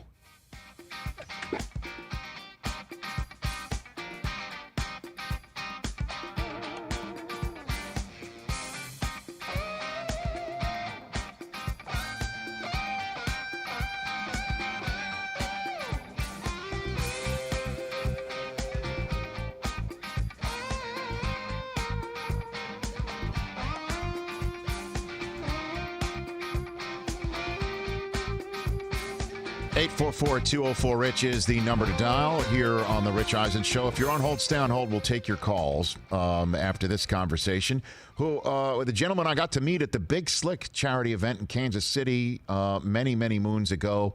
We bonded. I don't care who knows it. We bonded then, and he's welcome on this show anytime. And he's always in something interesting, whether it is Westworld or those who've known him from his time on X-Men and also Anchorman 2. And now he's on Dead to Me, which is a fascinating, fun, wild watch on Netflix. And season 2 was released Friday of last week. He is James Marsden. How are you, James? I'm good, man. How you doing? I'm doing fine. Where are you sheltered in place? Out here in Los Angeles, California, or the heartland where you're from? I am, sir. Are you? Yeah, I've been up in my house the last 6 weeks, and just hanging out, and very lucky to be in sunny Southern California, and all doing my best to stay safe and take all the precautionary measures. Attaboy. Well, you're here, right? You're in LA. I am. I'm in my Los Angeles studio because we're the lights are on. There's fewer than 7 people here every single day. I'm already normally socially distant with my guys that I work with anyway. They only speak when spoken to, James. That's the way it rolls here. I know that about you. You like to walk around with an invisible force field. You've seen sorts, that, right? Yeah, I could have been an X-Men myself. You know what I mean? Just in that regard, James. My own special power. It's been a while, my friend. How have you been? I'm doing fine. Just doing the show every day. We're all good. Yeah, nice. So let's get in a little sports talk with you. Are you still a diehard fantasy football player, like nonstop? You still in 19 leagues, like when I first met you? You still doing that? You know what? Yes, I am. I was introduced to the fake sport about 10 years ago. The one thing I do stick to is I'm only in one league. I can't spread myself out, otherwise you can always win, right? But yeah, no. So I do it. I don't know how this year's going to go, but which is I'm remaining hopeful. We all are. But yeah, the obsession comes with the fall season. Yep. And then there goes all my anything that productive that I was going to do just goes out the window, of course. My 9-year-old looked at me yesterday and said, "Dad, is there going to be a fantasy football season?" And I almost wept on the spot. I almost did. I'm like, "Yeah, we're going to do it. Hopefully there is." But I got Dad weepy pretty much on the spot. Yeah.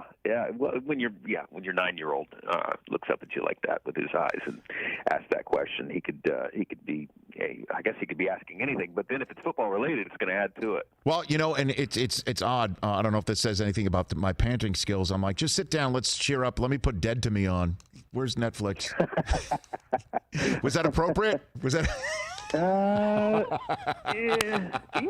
sure. Why not? They're gonna hear it. They can hear those words at some point in their life. Father of the year, right there. Yeah, you gotta, it's like, did you when they were first born, did you toss them into the pool and go, they'll figure it out? Go figure it out. Yep, that's exactly what I did. That old thing. Hey man, so what you get for those who have seen it, you know exactly what I'm talking about. For those who haven't, I mean, there's so much I don't want to spoil right now for season 2. So I'll just kind of give you the floor and say what Dead to Me is for you and what and what fans can expect for those who do know what's going on. How about that? Yeah. No, it is a spoiler. Yeah, it's a twist and turn heavy show. Right. So yeah, the first season was last year, and got picked up for the second season. The first season I play kind of a fun douchebag guy, Steve, and he meets his demise at the end of it. Yes. At the hand of the lovely Christina Applegate.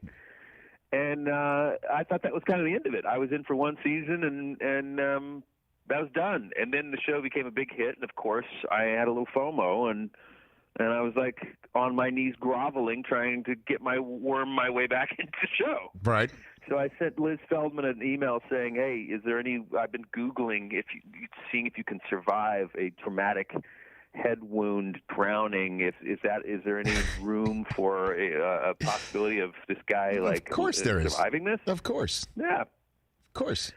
She said no, but thank you very much. Nice try. And, and then she came back and was like, you know what, you actually got me thinking, and we were trying to figure out a way of, bringing you back. And I don't want to ruin anything for anybody either, but I guess there's enough spoilers out there to at least address, in what capacity I come back this season. What do you think? Yeah, absolutely. Yeah, let me. Yeah, so I'm a twin. Yeah. Well, it turns out he has a twin brother. So we went down the classic soap opera trope I was about to say. Which admittedly is Why not? on a little side of the sort of corny, like, come on, give me a break. But we sort of leaned into it and had a little fun with it this season. It is to see what I mean by that. It's a fun show to watch, man. It's a fun show to watch, and Linda Cardellini is in it too, and she's just dynamite. And Christina Applegate, who we had here on the show a couple years ago, it's kind of a way, James, an Anchorman reunion every day that you have right there. Yes, it is. Yeah, Christina and I have worked together twice before and never seen each other. We never saw each other on Anchorman because we never shared a scene together. Right. We also did a voiceover movie together where we never saw each other either because we just blended our voices to the project. So this was like a way for us to finally work together for a third time. Right. In each other's actual actual company. What was it like on the Anchorman 2 set, James? Give me a good story from that one. You got a good story from that one? Yeah, it was. I mean, it's just watching those guys do their thing. You know those boys, Paul and all the guys from Big Slick. But yes, it was amazing. I mean, this is like, it's rare that you get that opportunity to be a part of a movie, or at least the sequel to a film that inspired you in the comedy world when you're trying to make it as an actor. In Hollywood, and then to kind of come into Anchorman 2 and play with those guys, it's like, first of all, you better you got to be sharp. You got to be sharp. But it was amazing watching. I mean, it was the most laid back. It was just a party. It was like, it reminded me of being in junior high or high school, and you and your buddies getting together with a camcorder, and doing stupid little bits for your own self-satisfying amusement. Right. And that was kind of the journey. Oh, man. James Marsden here on the Rich Eisen Show. A couple more minutes left with you, sir, and I appreciate you taking the time today on this Wednesday. You are from Stillwater, Oklahoma, so that it's an easy ask here, right? Your college team. We all know who your college team is, correct? That's right. Yeah, that's right. Although I will say, I was there for. And this doesn't have any effect on my affection for the school, but I was there for 3 semesters to sort of experience the social side of going to college in a fraternity. Right. So my allegiance is still with the Cowboys. Okay. But it was never. I was never Oklahoma is diehard, of course, college sports, and I was more into the theater, Rich. I was honing that craft. You were honing that craft as opposed to because again, I imagine is that Dallas Cowboys country, Oklahoma, right? It's like half Dallas Cowboys, half Chiefs. Half Chiefs. It's split right down the middle. And I at the time I didn't really. I was very indifferent. I leaned more toward the Chiefs. I'm not just saying that because they've been Mahomes crazy lately, but right. And winning. But for some reason, I just grew up not vibing the Cowboys. I don't know why. Maybe because so many people in my family like the Cowboys, and I just had to be the contrarian. That could be it. And plus, so is Mahomes on your fantasy team? Is that why you also, or because you got enough Chiefs on your fantasy team? I never got Pat Mahomes. Although a friend of mine who joined our league for the first time. Yes. Last year was trying to draft him early, and I was like, no, you can wait on that guy. So he'll fall to like the 10th, 11th round, and then I think he went in like the 8th round, and then of course was the number one quarterback on the year. Who are you in the league? Who are you in the league with? Who are you in a league with? Anybody? Is anybody name drop? I am in a league. I'm in I lied earlier. 2 years ago, I was in 2 leagues, but now I try to keep it in 1 league, and it's kind of a silly.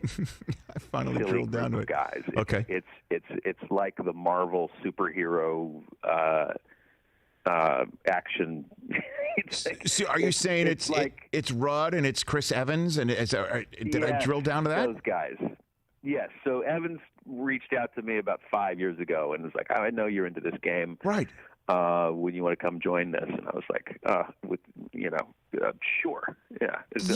It looks like, and it's like, it's Jeremy Renner and Krasinski and a bunch of, it's a crazy, it's about as annoyingly Hollywood as it can get. That's not annoying at all, James. I think people are fascinated to see whose ass you kicked. So did you win it? Did you win it? No, I was second this year, though. To who? Who won it? Who did win? I forgot who won. I don't know. I forget. Evans has won 2 years in a row. Of course he has. So all we cared about was taking him down. Oh, my gosh. All right. Yeah. And if you ever need any help, James, I'm here for you. I can help. I know. I haven't seen you in years, and I know we run into each other occasionally. Yes. It always makes me very happy when I see you. Right back at you. And I know I always threaten to come on here and talk to you, and I wish, obviously, I was sitting opposite you in a good distance, but I'll take it over the phone. Likewise. Likewise. Because I miss you, and I'm going to try whatever the rest of the year holds for the season. Let's do it. Let's stay in contact because I'm gonna hope that there's gonna be a season in some fashion. I have the same number, James. If we do, then I'm gonna be knocking on your door for some fantasy help. I got the same number, so let's stay in touch. And in the meantime, Dead to Me, season 2 on Netflix, starring James Marsden along with Linda Cardellini and Christina Applegate. Thanks for calling, brother. You stay safe and healthy. You too, buddy. Right back at you. You got it. That's James Marsden at James_Marsden right here in the Rich Eisen Show. It's a great show. It's a fun show. Have you seen any of it yet? If you haven't, I've not. It's very bingeable. All right, next just stick with it. It's wild. It's crazy, and it's just like, what's the matter with these people? And it's totally understandable that they would keep him in the mix. Our poll question, where does that currently stand at Rich Eisen Show over there, Christopher? All right, in honor of Dennis Rodman's 59th birthday today, who's the best third guy in an NBA dynasty since 1980? Rodman leads the way, guys, 42%. James Worthy, big game, 29%. Kevin McHale, 23%. Draymond Green, 6%. Huh. I guess he would look at Worthy and say, you started the super team, bro, right? I wonder if we maybe went with Ginobili instead of Draymond. It would be a little closer. Maybe. I chose Worthy. Worthy's the winner on that regard. What do you think? 844-204-RICH. When we come back, we will take your phone calls, and that's the way that it will be for you. Our segment when we return to the Rich Eisen Show on NBCSN and more.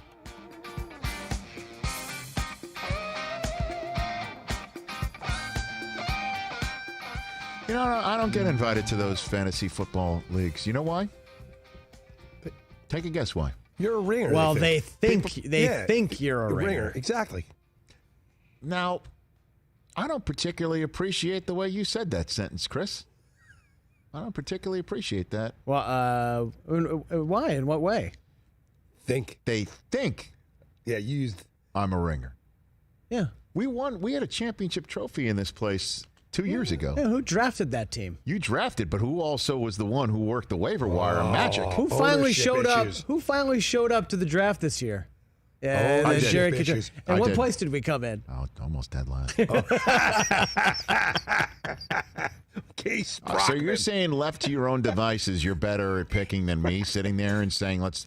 You agreed to every single one of them. I'm just saying. You were not like we did When not was have the one. last Excuse time- me. We did not have one moment of draft dissension. No. When was the last time you won your poker league? Ooh. 2 years ago. Okay. Ass. Yeah. I'm just saying. 2 years ago. No, just saying. more than that.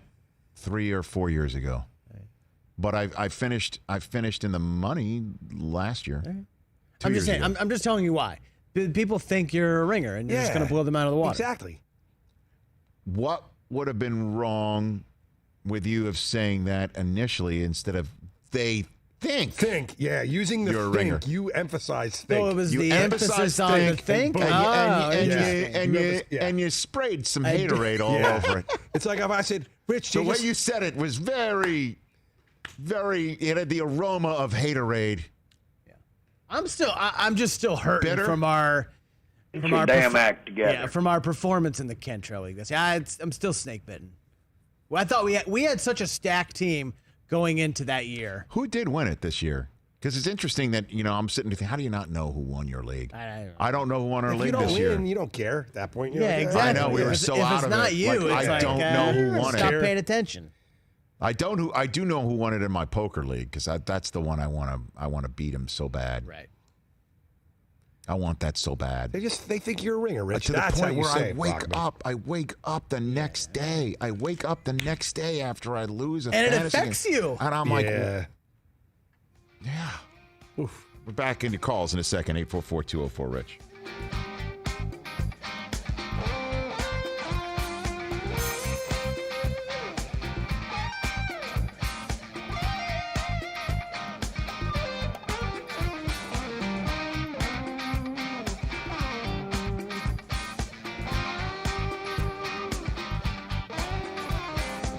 Podcast One is home to our podcast every single day. Catch all 3 hours of the Rich Eisen Show on demand. Listen to us all 3 hours. Podcast1.com/Rich Eisen Podcast One. We appreciate that. Podcast One also home to Ray Lewis's new podcast that we talked about when Ray was on the show before. I first met Ray at the Super Bowl in Detroit between the Steelers and the Seahawks because he covered that week with us.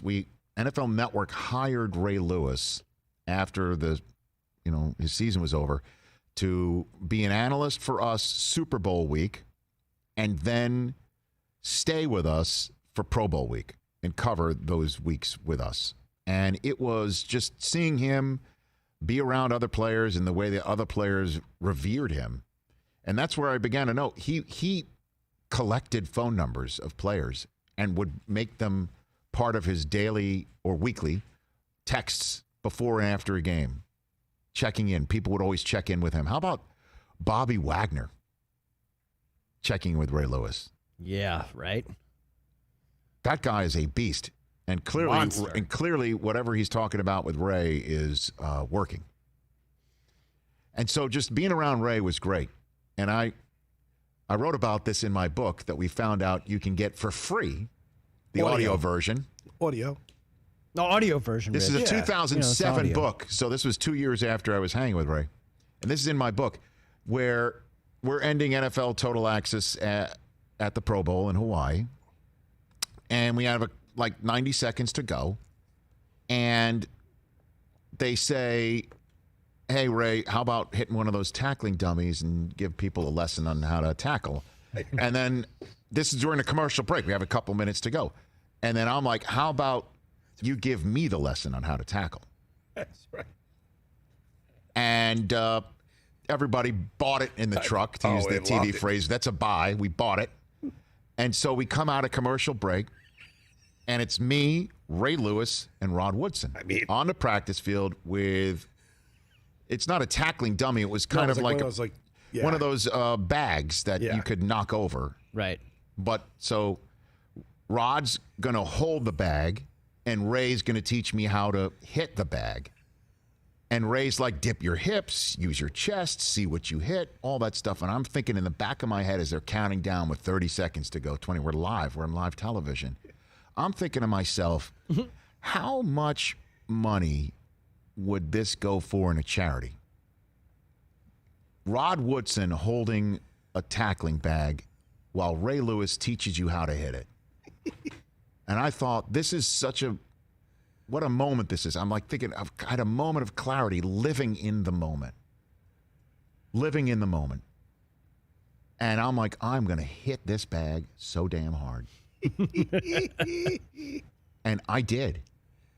And Rod Woodson, sweetheart of a man, let the bag go like Lucy would take the football away from Charlie Brown. Is there video of this? Yes. Oh, yeah. Oh, yeah. And I went straight through the bag. He didn't hold the bag. I went straight through it.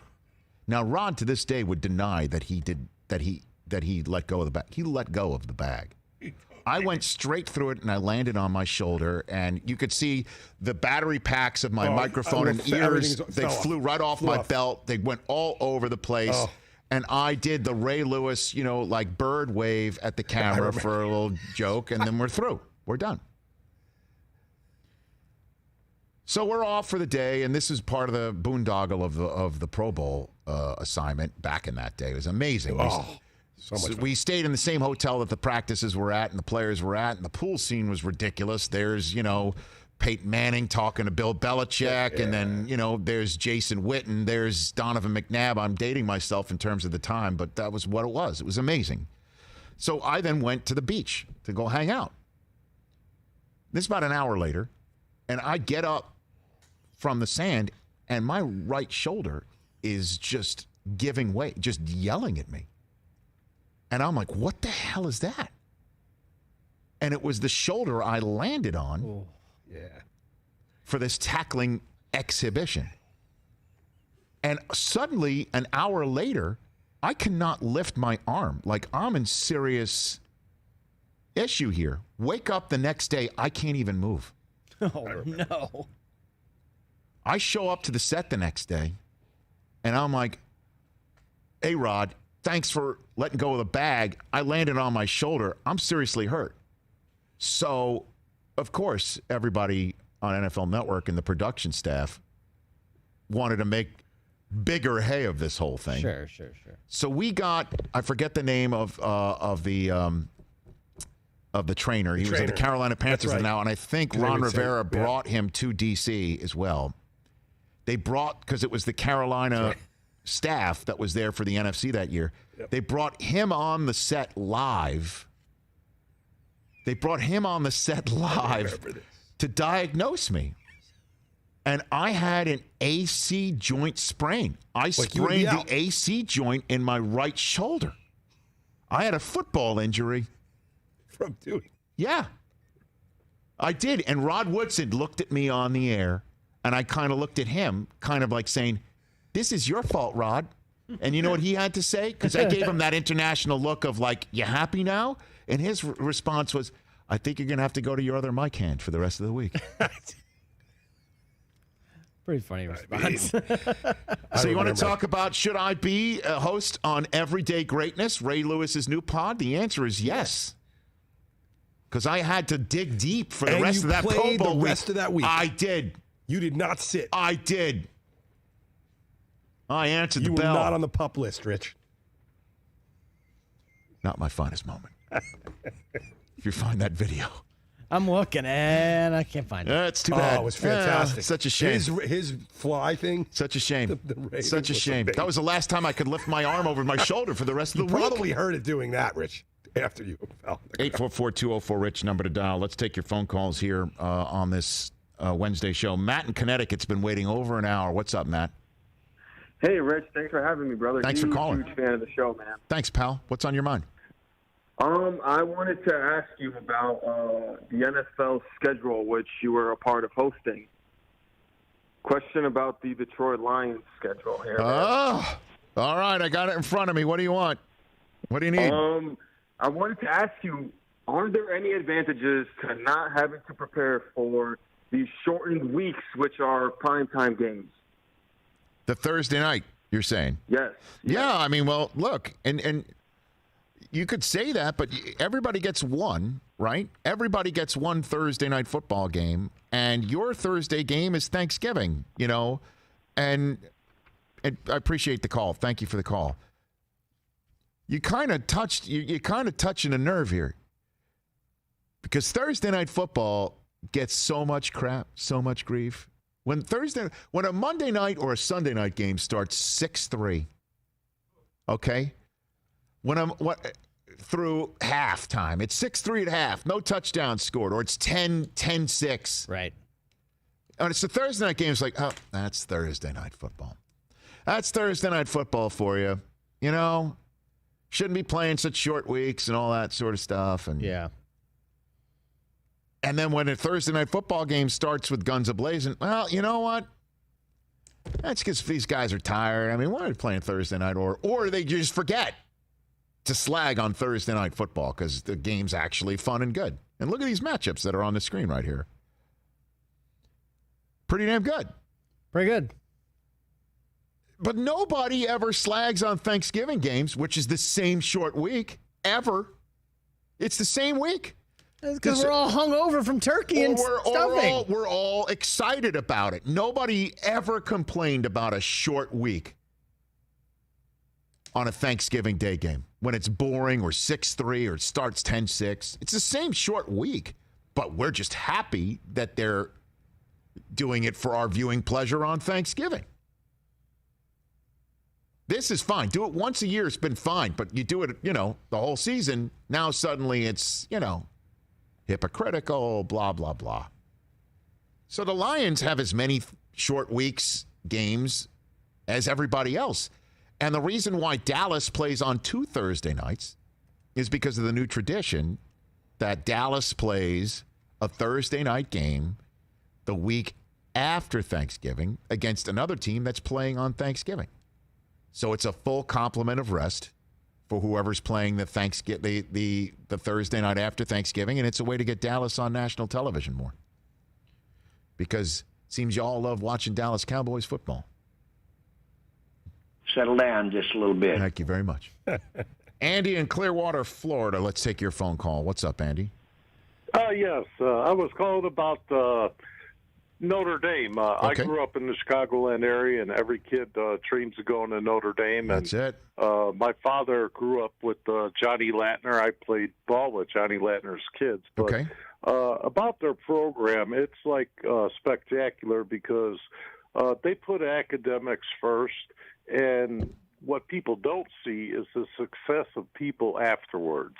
And they're not only, coaching athletes in that college, but after those who cannot make the fame and fortune, that their careers really spike financially from a phenomenal educational program. And by the way, before I get finished with that, I played ball against Doc Rivers. His actual first name is Glenn. Oh, yeah, sure. I went to Proviso East. Hey, Andy, are you sure your name's not Rudy?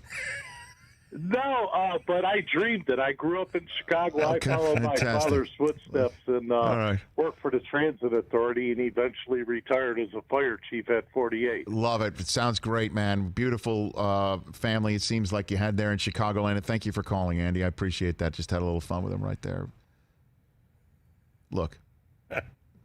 I'm sorry. I can't let this go. I can't let it go because, again, it sounds like, again, that's a real person right there. My dad worked in. Yeah. That's Rudy. What does he say? His dad was a firefighter or he worked for the Transit Authority. I mean, that's real people right there. Real Rudy. No, it's not. That's real people right there. But He sounded like Notre Dame. I know. It's just like, I know, and he loves Notre Dame, and people who love Notre Dame are passionate, and Notre Dame is the school of Chicago. I mean, Chicagoland is right next door to Indiana. So, I mean, but again, Notre Dame doesn't corner the market on smart academics and how successful people are after. Okay? We could sit here and talk about Mike Wallace, James Earl Jones. We're still waiting for By the way, President of the United States, Gerald Ford. We're still waiting for the Michigan movie, though. Where is it? Huh? Where is your Michigan movie? We don't have movie? to make one. We don't have to make one. What do you mean? We don't have to make this stuff up. Yeah, they have the one where they lost the title almost because they. You know what? Without Michigan, there'd be no Darth Vader. How does that sound? They have the Phantom Foul one. I mean, I think James Earl Jones, his voice kind of transcends. He would have eventually got there. Not because of Michigan. All right. My hometown is Staten Island, New York. Let's go to Jimmy in Staten Island, New York. What's up, Jimmy? You there? Can you tell me to cut the lights, please? What's that again? What? Before I go on, can you say, Jimmy, cut the lights, please? Oh my God! Are you? By the way, that is that's a reference to my old film school teacher and a guy named Mr. Leister in Staten Island, New York. Did we go to school together, Jimmy? This is that Jimmy. Oh my God! We had a film teacher who would show us great movies. Yes. A wonderful teacher, and he would always tell this kid named Jimmy to hit the lights, cut the lights. That's hilarious. Are you the Jimmy who he was? This is Jimmy Altamari, Rich. How you doing? How you been, James? I've been good. He would also refer to you sometimes as James. He would also give you your first full name too. Yes, James Altamari. You know that. Wow. This is a small world. What's on your mind, Jimmy? Well, quick question. Do you think Prescott's going to sign? I'm still a big Cowboy fan, so. I think the Cowboys will get it done. Okay. But he'll play this year. I mean, I don't know. I'm now in my second year of saying the Cowboys will get it done because it makes sense for them to get it done before somebody signs for more money and makes him more expensive. Right. Goff and Wentz have now made him more expensive, and they should sign him before Watson and Mahomes make him absurdly expensive. So, but again, we're all just assuming that I don't know what the hell is happening, but he'll play this year, Jimmy. No, I know he's going to play. It's just that Jerry seems to drag these things out. He did it with Emmitt Smith in the '90s. He did it last year with Ezekiel Elliott. It's just to me, it doesn't make sense. Yeah, why don't you just get it done? Yeah, you're still a Cowboys fan, huh? After all these years, there are Cowboys fans everywhere, Chris. They're everywhere. You can't believe that kid from Staten Island, New York, loves the Cowboys.